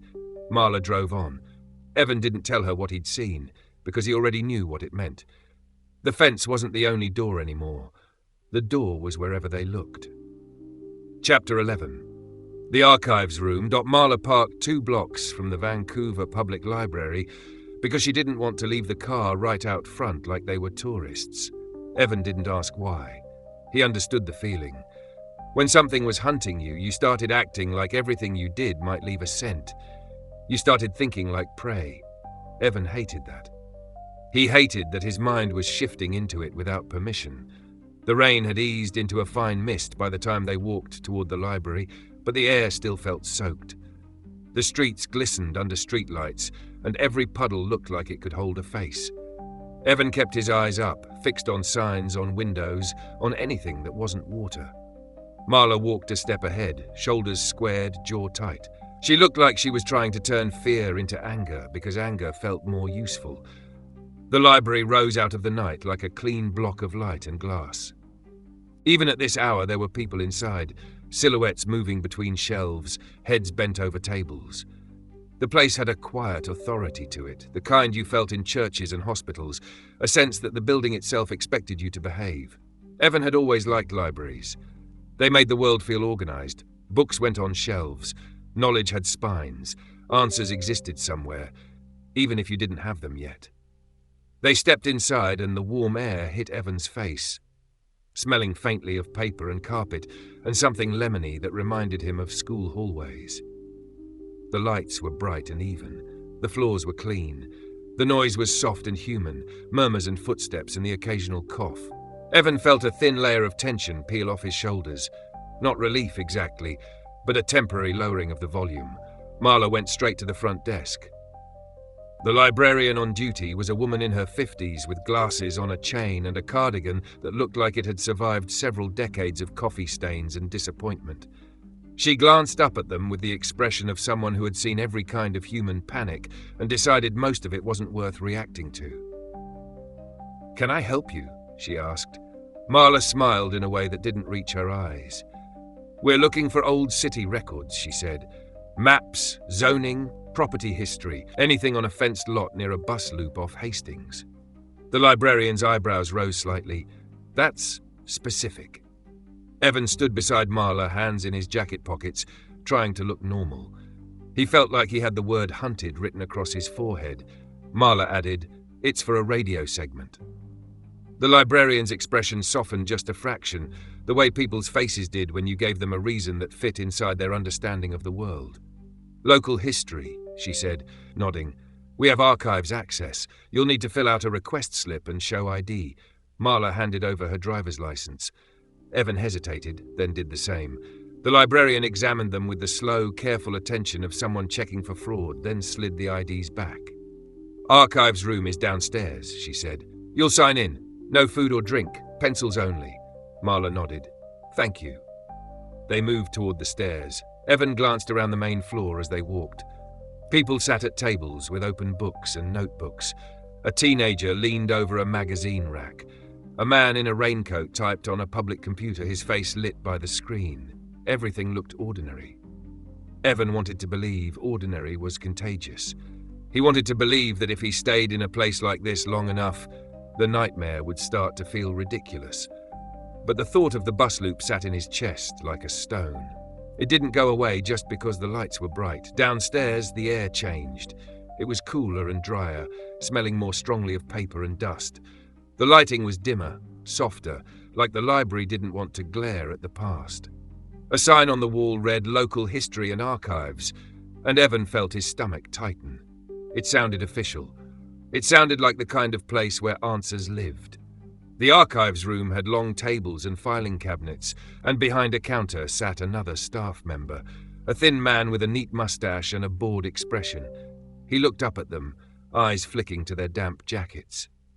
"Sign in," he said, sliding a clipboard toward them. Marla signed quickly. Evan wrote his name in block letters, the way he did when he didn't want his handwriting to reveal anything about him. The staff member glanced at the clipboard, then pointed toward a row of tables. "Request forms are there," he said. "We'll pull materials." Marla grabbed a form and sat down. Evan sat beside her. The paper felt too clean under his fingers, too normal. Marla filled in the lot location as best she could, using cross streets and landmarks. Evan leaned closer, pointing out details he remembered.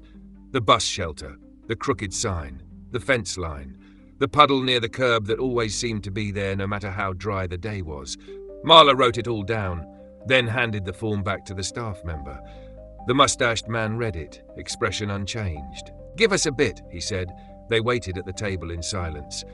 Evan listened to the soft sounds of the archives room, pages turning, a distant printer humming, footsteps, the air conditioner clicking on and off, the hum of fluorescent lights. The building felt alive in a quiet way, but it was a controlled life, a life of rules and order. Evan tried to breathe normally. Marla leaned in slightly. "If we find something," she whispered, "we don't go back there alone." Evan nodded, agreed. Marla's eyes flicked toward him. "You keep looking at your hands." Evan stared down at his fingertips. "They don't feel like mine anymore," he said quietly. Marla swallowed. "They're yours." Evan didn't answer. He didn't want to argue. He didn't want to say out loud that he could still feel the moment his on-screen hands moved without him, that he could still see his on-screen face smiling while his real face stayed frozen, that he could still hear the voice whispering wet hands like it was a name. The staff member returned, pushing a cart stacked with folders and rolled maps. He parked it beside their table with a faint grunt and slid a pair of white cotton gloves toward Marla. "Some materials require gloves," he said. Marla pulled them on. Evan didn't. He couldn't stand the idea of covering his hands, like he was trying to hide the stain from the world. He wanted to see it. He wanted to keep track of it. He wanted to know if it changed. Marla opened the first folder carefully. Inside were old zoning documents, typed pages with stamps and signatures. The paper was yellowed at the edges. Evan leaned over, scanning lines of text. Most of it was boring, bureaucratic language about property boundaries and municipal use. It was the kind of writing that made human suffering look like a line item. Marla flipped pages faster, her eyes scanning for anything that mattered. Then she stopped. Evan felt it immediately, the way you felt someone else's body go still beside you.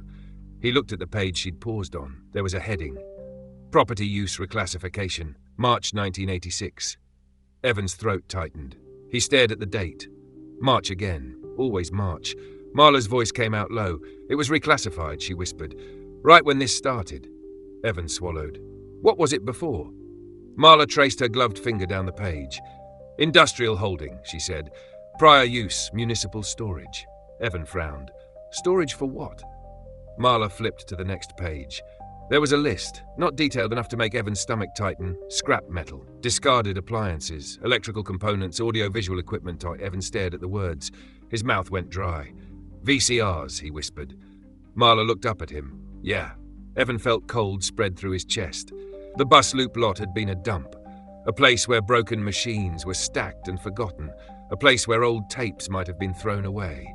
A place where signals might have bled into each other, where recorded moments might have sat in damp boxes, decaying and warping. A place where a loop could be born. Marla flipped through more pages. Evan leaned closer, reading faster now, his mind sharpening. There were complaints logged by nearby residents. Noise at night. Trespassing. Fires started by teenagers, strange lights, the usual. Then a line caught Evan's eye. Incident report. Unauthorized after-hours activity. Unknown personnel observed. No entry logs. Equipment found running without power source. Evan stared at it. Running without power, he murmured. Marla's eyes widened slightly. Like your TV. Evan nodded slowly, his stomach twisted. Like my VCR.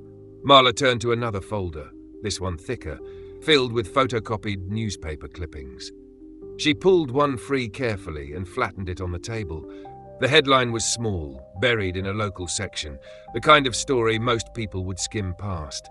Teen injured in abandoned lot accident. The date printed beneath it was March 7, 1986. Evan's throat tightened. That's right in the middle of it, he said. Marla scanned the article quickly, lips moving silently. Then her face tightened. It says he fell, she whispered. Evan frowned. Fell from what? Marla's finger traced the lines. From a stacked pile of discarded equipment, she read. TVs, VCRs, metal shelving. He fell and was pinned. Evan felt his stomach drop.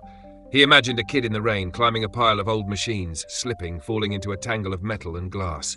He imagined the sharp edges, the weight pressing down. He imagined the panic. Marla kept reading. Her voice went quieter. He was found hours later, she said. He was conscious but disoriented, kept repeating the same phrase. Evan's chest tightened. What phrase? Marla looked up at him slowly, eyes wide. Always March, she whispered. Evan felt the blood drain from his face. He stared at her, then back at the article. The words on the page seemed to blur, then sharpen again. The boy's name was printed near the bottom. Caleb Mercer, 17. Evan's stomach turned hard. Cal, he whispered. Marla's gloved hand trembled slightly. It's him, she said. It's him back then. Evan stared at the article until his eyes burned. Cal had been trapped here before. Not behind the fence, not in the darkness, but in the lot itself. Injured, pinned, disoriented, repeating always March like it was the only thing he could hold on to. Evan felt a cold, sick understanding start to form. Cal wasn't just a victim of the tapes. He was part of the origin. Part of the first loop. Marla flipped to the next clipping.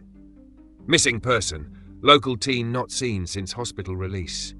The date was March 10, 1986. Evan's throat tightened.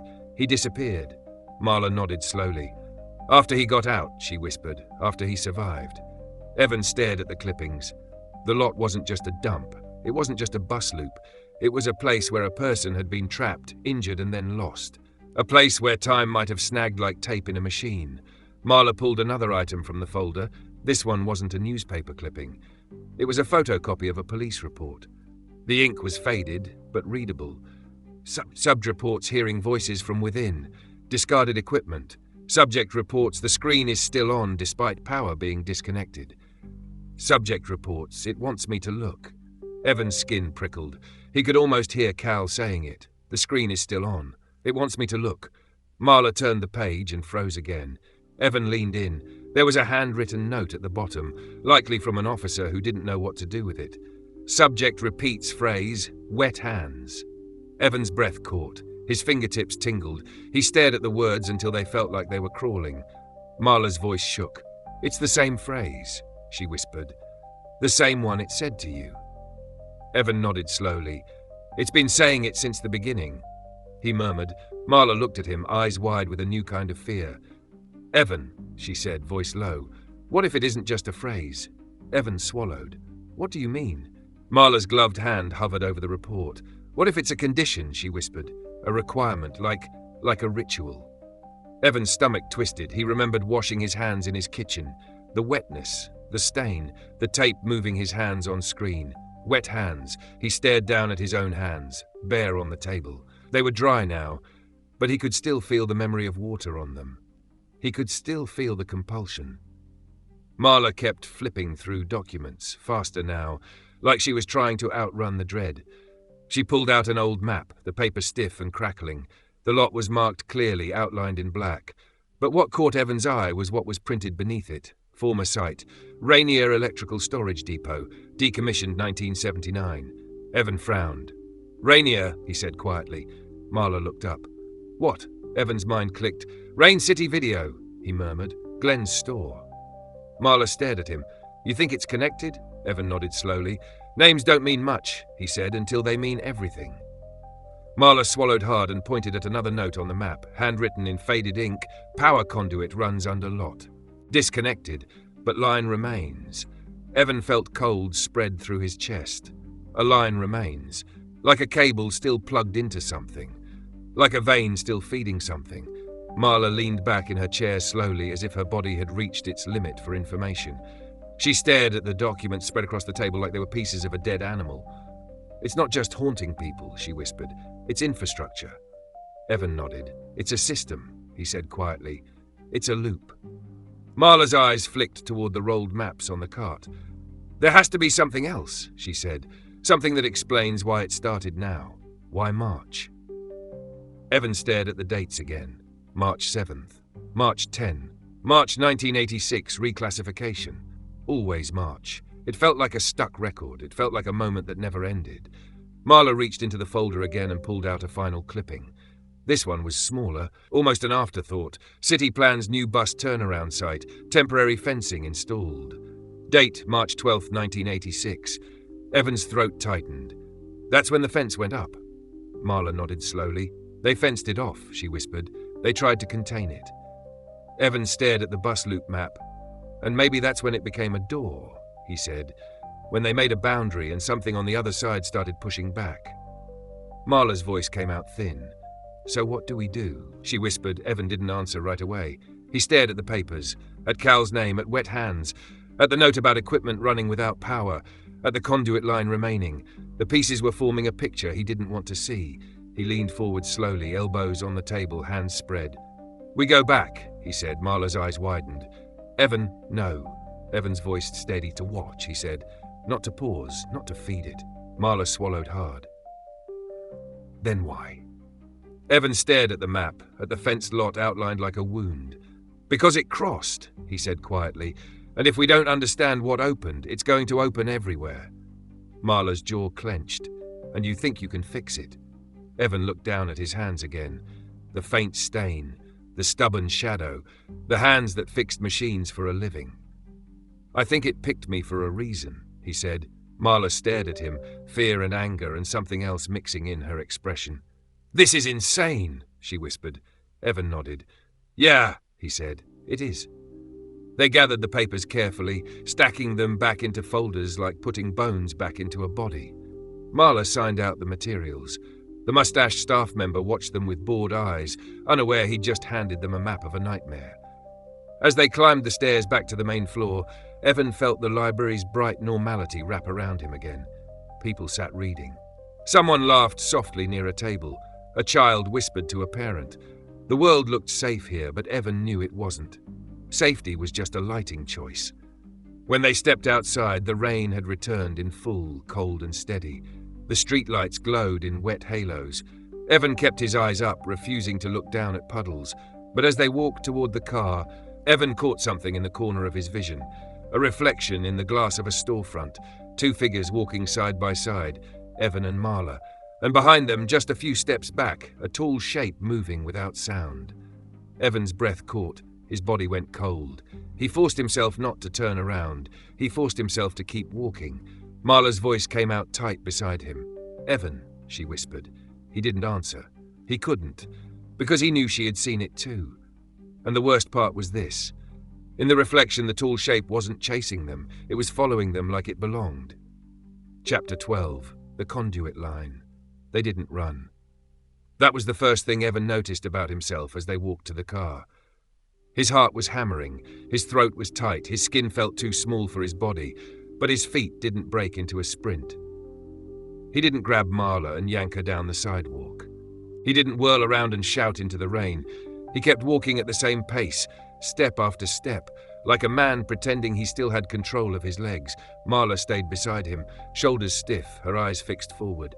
Evan could feel her fear like heat coming off her skin. She had seen it too. He didn't need her to confirm it. The way her breathing shortened was confirmation enough. They reached the car and Marla unlocked it with shaking hands. The keys clicked against each other. Evan slid into the passenger seat and shut the door. The sound of the door closing was heavy, final, like the lid of something. Marla got in and started the engine immediately. The headlights flared across the wet street. The wipers slapped back and forth like the car was trying to clear its own vision. Marla pulled away from the curb fast enough that the tires hissed on the pavement. Evan twisted in his seat and looked back through the rear window, his stomach clenched so hard it hurt. There was no one there. No tall shape standing in the street, no shadow in the glow of the streetlights, no figure moving through the rain, just the library entrance, bright and calm behind glass. Just people inside, heads bent over books, living in a world that made sense. Evan faced forward again, jaw clenched. "It doesn't need to be behind us," he said quietly. Marla's voice came out thin. "Then where is it?" Evan stared at the road ahead. "Close," he said. Marla gripped the steering wheel tighter. Her knuckles were white. "We're not going back to your apartment," she said. Evan didn't argue. He didn't want to see his living room again. He didn't want to see the television turn itself on and show him smiling. He didn't want to hear the drawer slide open like a mouth. "Then where?" he asked. Marla hesitated. "The station," she said finally. "It's lit. It's busy. There are people. If it shows up there, at least we'll have witnesses."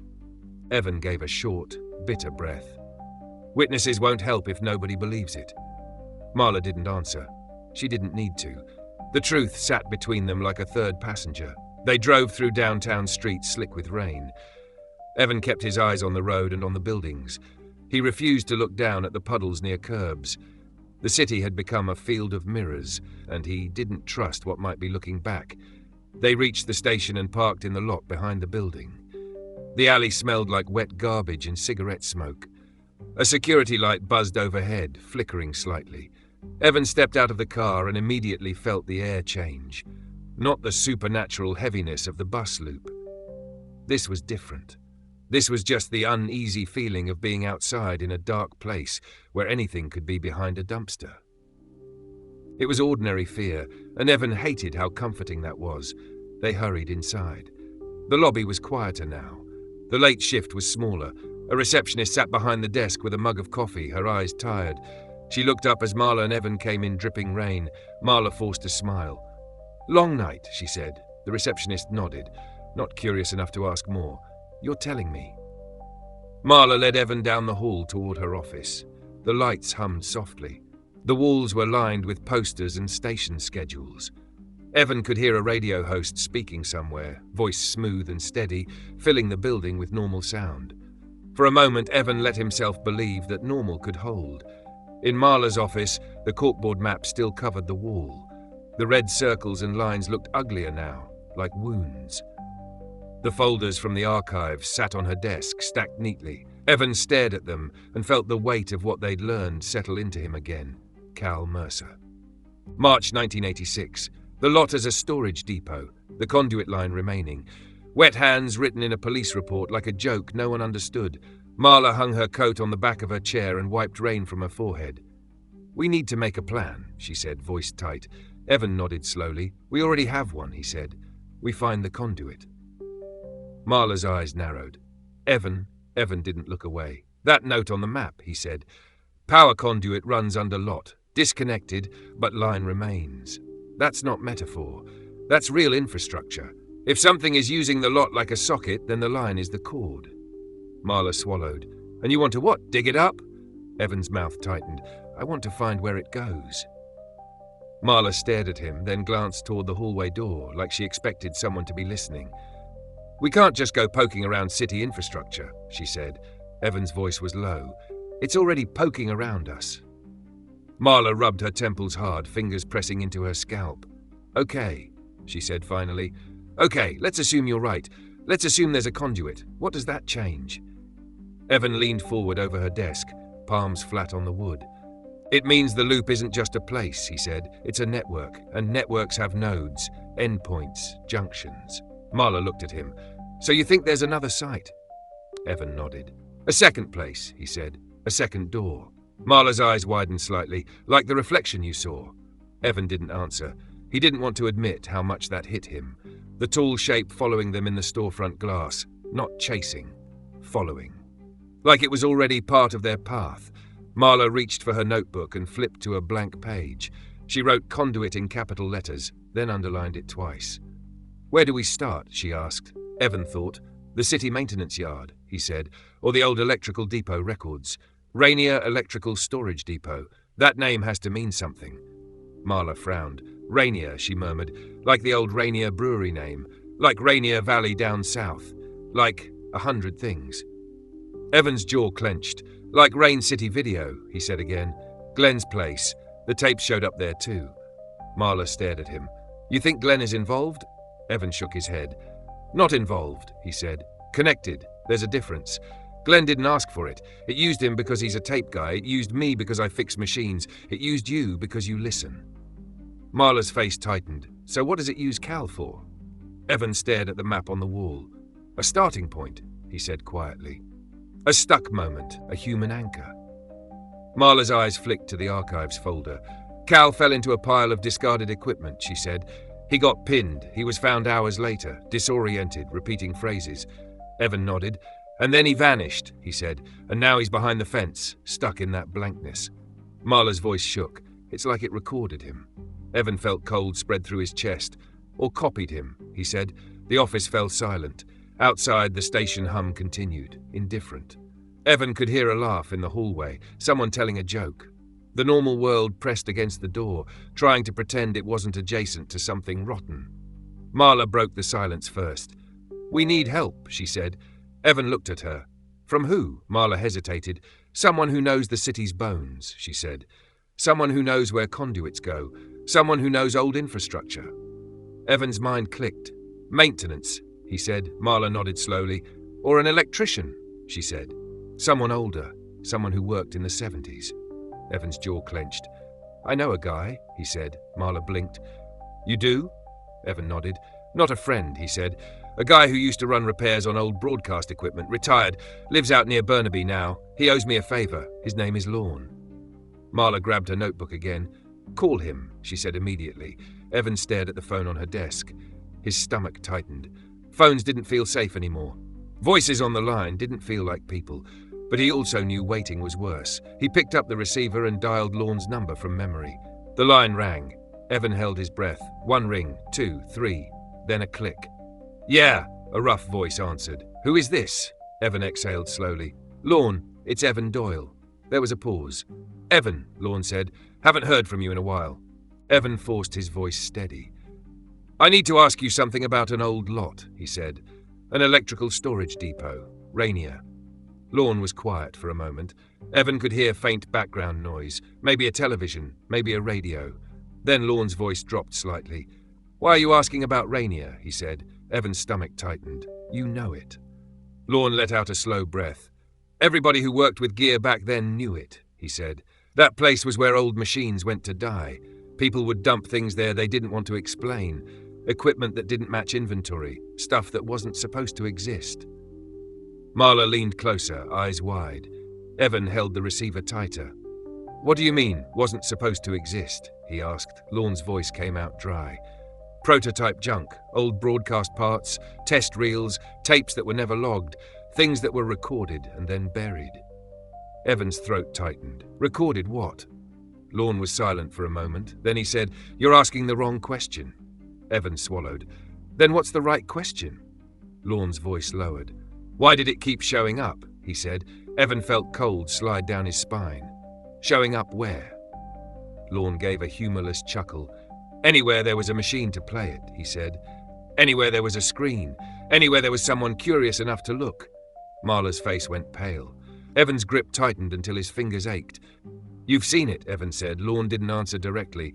He sighed, like a man admitting something he'd tried to forget. "There was a tape," he said. "Back in the day. People called it different things. The loop tape, the wet tape, the march tape. Depends who you ask." Evan's throat tightened. "Wet hands," he whispered. Lorne was quiet for a second. Then he said, "Yeah." Evan swallowed hard. "What does it mean?" Lorne's voice came out slower now, careful. "It means you touched it," he said. "It means it touched you back." Evan felt his stomach twist. "Lorne, I need to know where the conduit line goes," he said. "The one under the bus loop lot." Lorne exhaled. "That line was supposed to be dead," he said. "They cut it, capped it, signed off on it. But you know how the city is. Nothing is ever really gone. They bury it and call it done." Evan's voice stayed low. "Where does it go?" Lorne hesitated. Evan could hear him shifting on the other end, like he was pacing. Then Lorne said, "It runs toward the old broadcast relay points," he said. "Old junction boxes. Some of them are still there, hidden behind newer panels. Some are in basements. Some are in utility rooms no one goes into unless something breaks." Marla scribbled notes furiously. Evan's stomach tightened. "Broadcast relay," he repeated. Lorne's voice came out grim. "Yeah," he said. "Signal paths. Old cable routes. Back then, if you wanted something to travel, you didn't need the internet. You needed copper. You needed a line." Evan's heart hammered. "So it's riding the line?" Lorne didn't deny it. He just said, "Don't chase it, Evan." Evan's jaw clenched. "It's already chasing me." Lorne was quiet for a moment. Then he said, "Listen to me," voice firm. "If you go looking for the junction, you're going to find it. And if you find it, it's going to find you harder." Evan swallowed. "What do we do then?" Lorne's voice dropped. "You stop looking," he said. Evan stared at Marla, who shook her head slowly, her eyes hard. Evan knew she wouldn't stop. He knew he wouldn't either. Not now. Not after seeing Cal behind the fence, after watching the shadow through the chain link. Evan's voice came out rough. "Give me the location." Lorne sighed, long and tired. "You always were stubborn," he muttered. Evan didn't smile. Lorne gave him an address. Not exact, but close. A building downtown with an old basement utility room that had been part of the relay network. Evan wrote it down on Marla's notepad, his handwriting heavy. Marla looked up at him. "Tonight," she whispered. Evan nodded once. Lorne's voice came through the receiver again, quieter now. "If you go," he said, "don't bring a tape." Evan swallowed. "We're not." Lorne paused. "And don't let your hands get wet." Evan's breath caught. His fingers tingled. He stared down at his hands like they might betray him. "Why?" he asked. Lorne's voice came out thin. "Because wet hands make it easier," he said. "Easier for it to slip, easier for it to grab." Evan's throat tightened. "Slip from where?" Lorne didn't answer. He just said, "Good luck," in a tone that didn't sound like luck existed. The line went dead. Evan set the receiver down slowly. His palms were damp with sweat. Marla stared at the notepad, at the address, at the words she'd written. She looked up at Evan. "We're really doing this," she said. Evan nodded. "It's already doing us," he replied. They left the station just after midnight. The rain had softened again, but the streets still shone with water. Marla drove, following the directions Lorne had given, her face tense and focused. Evan sat with his hands in his lap, trying not to rub his fingertips together. The stain seemed darker now, or maybe that was just his mind. The building they stopped at looked ordinary from the outside. Brick and glass, a business that had long since closed for the night. A security light glowed above the entrance. The street was empty. The rain made everything quiet. Marla parked in the alley beside the building. They got out and walked to a side door that looked like it hadn't been used in years. The metal was dented. The handle was worn. Evan tried it. Locked. Marla looked at him. "Can you get it?" she whispered. Evan stared at the lock. He hated how natural this felt. Fix the door. Fix the door. Fix the door.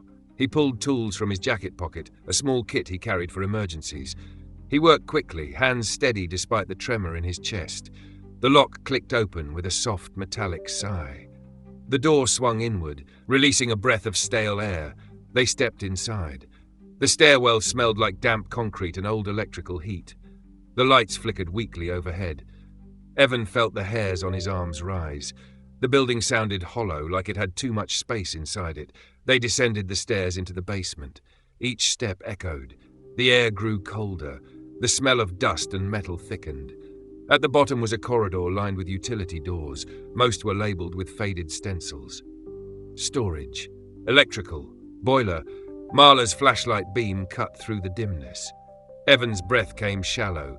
He could feel the pull in his chest again, the sense that something below ground was calling him like a magnet calls a nail. They reached a door labelled Relay Room. The label looked old. The paint was chipped. The handle was cold under Evan's fingers. He hesitated. Marla whispered, "Evan." Evan swallowed and turned the handle. The door opened with a soft groan. Inside, the room was small and packed with old equipment. Metal racks, cable bundles, junction boxes mounted on the wall, dust thick on everything. The air smelled like old copper and stale insulation. Evan stepped in slowly, flashlight beam sweeping across the racks. The cables looked like veins, running along the walls and disappearing into conduits. The room felt wrong, not haunted in the dramatic way people talked about. Wrong in the way a machine felt wrong when a gear was grinding. Wrong in the way a room felt when it held too much silence. Marla moved beside him, beam trembling slightly. "This is it," she whispered. Evan's eyes fixed on the far wall. A junction box sat there, larger than the others, its metal faceplate scratched and stained. Something dark clung around the edges of it, like oil seepage, like a shadow that had learned how to stick. Evan stepped closer, breath shallow. The box hummed, not loudly, just enough to feel in his teeth, just enough to make his skin prickle. Marla whispered, "It's running." Evan nodded slowly. "Without power," he murmured. He reached toward the faceplate, then stopped himself. His hands trembled slightly. He remembered Lorne's warning, "Don't let your hands get wet." Evan swallowed and pulled his sleeve down over his palm, using the fabric like a barrier. He touched the faceplate. It was warm. Warm like a machine that had been working all night. Evan's stomach tightened. He pressed his ear closer, listening. The hum had a rhythm, not steady like electricity, more like breathing. Marla whispered, "Evan, look." Evan followed her flashlight beam to the floor beneath the junction box. A puddle. There should not have been a puddle in a dry basement utility room, but there it was, dark and still, reflecting the flashlight circle like an eye. Evan's throat tightened. He felt the compulsion surge so hard it made him dizzy. The puddle was the loop. The loop was here. The door wasn't just a fence anymore. It was wherever the reflection formed. Marla's voice came out thin. It followed the line. Evan stared at the puddle, heart hammering. He could see his own reflection faintly. He could see Marla's beside it, and behind them in the puddle a tall shape stood in the darkness of the room. Evan's breath caught. He forced himself not to turn around. He forced himself to keep his eyes on the water. In the reflection, the tall shape lifted an arm. It pointed at the junction box. Evan swallowed hard. His mouth went dry. The words "fix the door" echoed in his head like a chant. Marla whispered, "Don't." Evan's hands trembled. He stared at the junction box, at the faceplate, at the screws holding it in place. It was a simple thing to open, a simple thing to access, a simple thing to fix. And the worst part was this: Evan wanted to. Not because he believed it would help, because the urge felt like it belonged to him. Because it felt like curiosity. Because it felt like responsibility. Because it felt like the same part of him that had always needed to see how things worked. Evan crouched slowly, his knees creaking in the silence. He held the flashlight in one hand and reached toward the junction box screws with the other, sleeve still pulled over his palm. Marla grabbed his arm hard. "Evan," she hissed. Evan didn't look at her. His eyes stayed on the screws. His voice came out low. "If we don't open it," he whispered, "it will open itself." Marla's grip tightened. "And if we do open it," she whispered back, "we might be the ones who let it through." Evan's throat tightened. His heart hammered. He stared at the puddle again. In the reflection, the tall shape leaned closer. The hum from the junction box deepened, thick and hungry. Evan felt his sleeve brush the edge of the puddle. A drop of water splashed onto his covered hand. His skin prickled instantly. The compulsion surged so hard it made his vision blur for a second. Marla's voice cracked. "Evan, your hand." Evan stared at the wet fabric covering his palm. He could feel the dampness seeping through. He could feel the stain on his fingertips darken, like the water woke it up. The tall shape in the puddle tilted its head, and Evan understood, with a cold clarity that made his stomach drop, what wet hands really meant. It wasn't a phrase, it was a mechanism. It was how the door opened. Chapter 13, Playback. Evan froze with his sleeve damp against his palm, crouched beside the junction box like a man kneeling at an altar he didn't believe in. The water on the fabric wasn't much, just a smear, a small dark patch soaking into the cuff. But his body reacted like it was acid. His fingers tingled, not numb, not painful, just alive in a way that didn't feel like his own nerves firing. It felt like something waking up in his skin. Marla's grip on his arm tightened until her nails bit through his jacket. "Evan," she whispered, voice cracking. "Get away from it." Evan didn't move. He couldn't. The hum in the junction box deepened, and it wasn't just sound anymore. It was pressure. It filled his teeth, his chest, his eyes. The room felt smaller. The air felt thicker. Evan stared at the faceplate screws, and for a second he couldn't remember why he had ever been afraid of opening a box. He'd opened hundreds of them. He'd pulled apart machines and put them back together. He'd fixed things that other people called dead, fixed the door. The words didn't sound like a threat now. They sounded like a job request. Evan's damp sleeve clung to his palm. He could feel the moisture, and he could feel something else under it, something subtle and hungry, like the stain on his fingertips was stretching. The black shadow that had refused to wash away seemed darker now, more defined, like it had been waiting for water the way dry soil waited for rain. Marla yanked him back hard, forcing him to stumble. Evan's knees scraped the concrete floor. The pain barely registered. His attention stayed fixed on the puddle beneath the junction box, because the puddle had become the center of the room. It wasn't just water, it was a screen. In the puddle's reflection, the tall shape stood behind them. It wasn't behind them in the real room.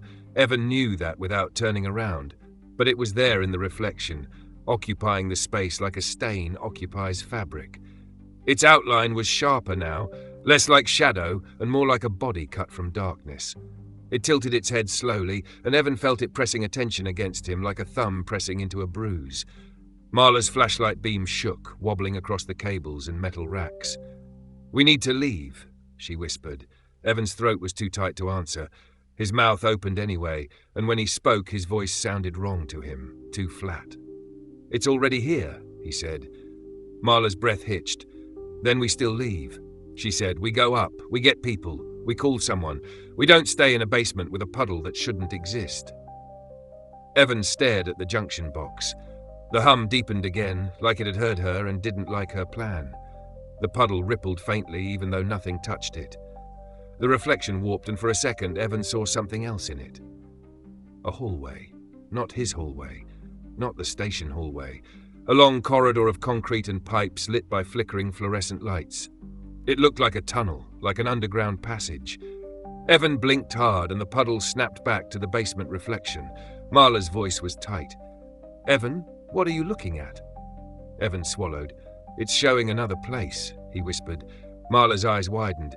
"Where?" Evan didn't answer because the puddle answered for him. The reflection shifted again. The basement disappeared. The puddle became a moving image, like videotape spooling. The camera glided forward through that concrete corridor Evan had glimpsed. The movement was smooth and inevitable, like a machine on rails. Evan felt his stomach drop as the corridor led toward a metal door at the far end, the kind of door you saw in service tunnels and old buildings. The door had a small rectangular window. Behind the window was darkness. The camera moved closer, and Evan felt his breath shorten, as if his lungs were sinking with the motion. The hum in the junction box matched the camera's glide like a motor turning. Marla whispered, "That's not us." Evan nodded slowly. "It's the line," he murmured.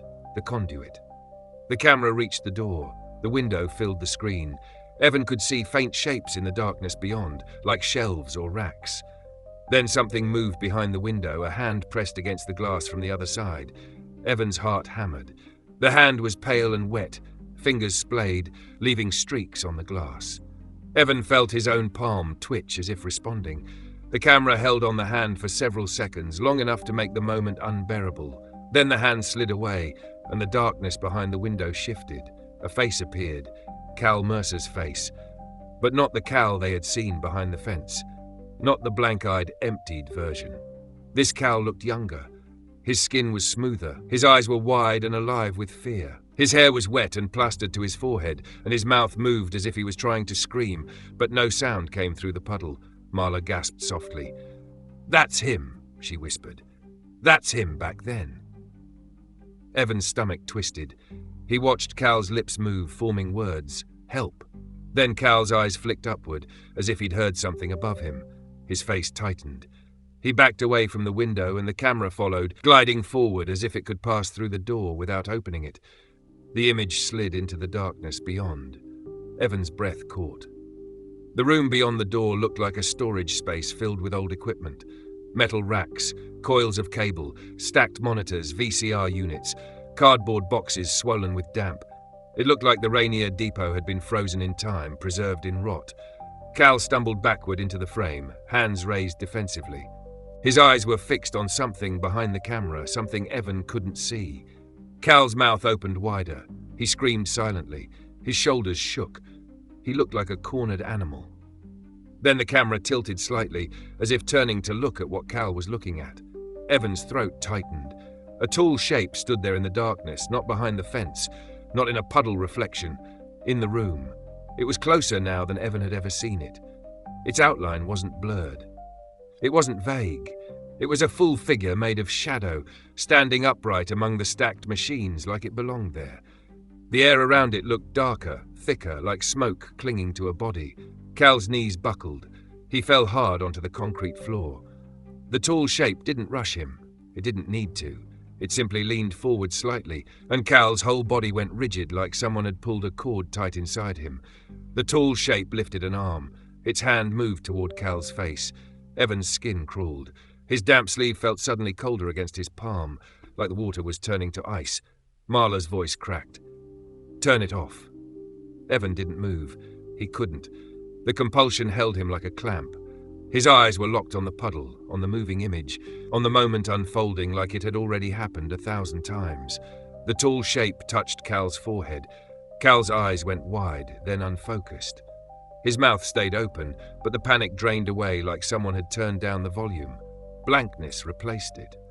Evan felt his stomach turn hard. He could feel it in his own body, that blankness, like the memory of it, like the shadow was teaching him what it felt like to be emptied. The tall shape leaned down close to Cal's ear, as if whispering. Cal's lips moved, repeating something. Evan couldn't hear it, but he could read it.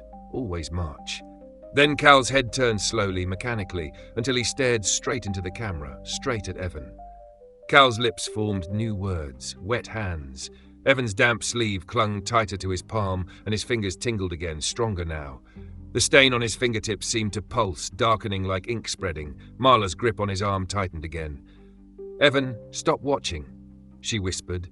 Evan's throat tightened. "I can't," he said, and he hated the truth of it. He hated how helpless it sounded. He hated how accurate it was. The puddle image flickered. For a second, the storage room vanished, replaced by Evan's apartment kitchen. The drawer cracked open, the lock useless. Evan's on-screen hands moving without him. The television turning itself on. Then the image snapped back to the storage room. The tall shape straightened. It looked toward the camera, toward the viewer, and Evan felt it noticing him in a way that made his skin tighten. It lifted its arm again. It pointed, not at Cal, at Evan, at the act of watching, at the line connecting the puddle to Evan's eyes. Marla made a strangled sound. "Evan, look away." Evan tried. He tried hard. He forced his eyes upward, away from the puddle, toward the dusty racks and cables in the basement room. His vision blurred, his body trembled with the effort, like he was lifting something too heavy. He managed it for half a second. Then the hum in the junction box deepened again, and Evan's eyes snapped back down without permission, dragged to the puddle like it was gravity. The puddle image changed. Now it showed the bus loop. Wet pavement, streetlight halo, fence, darkness beyond.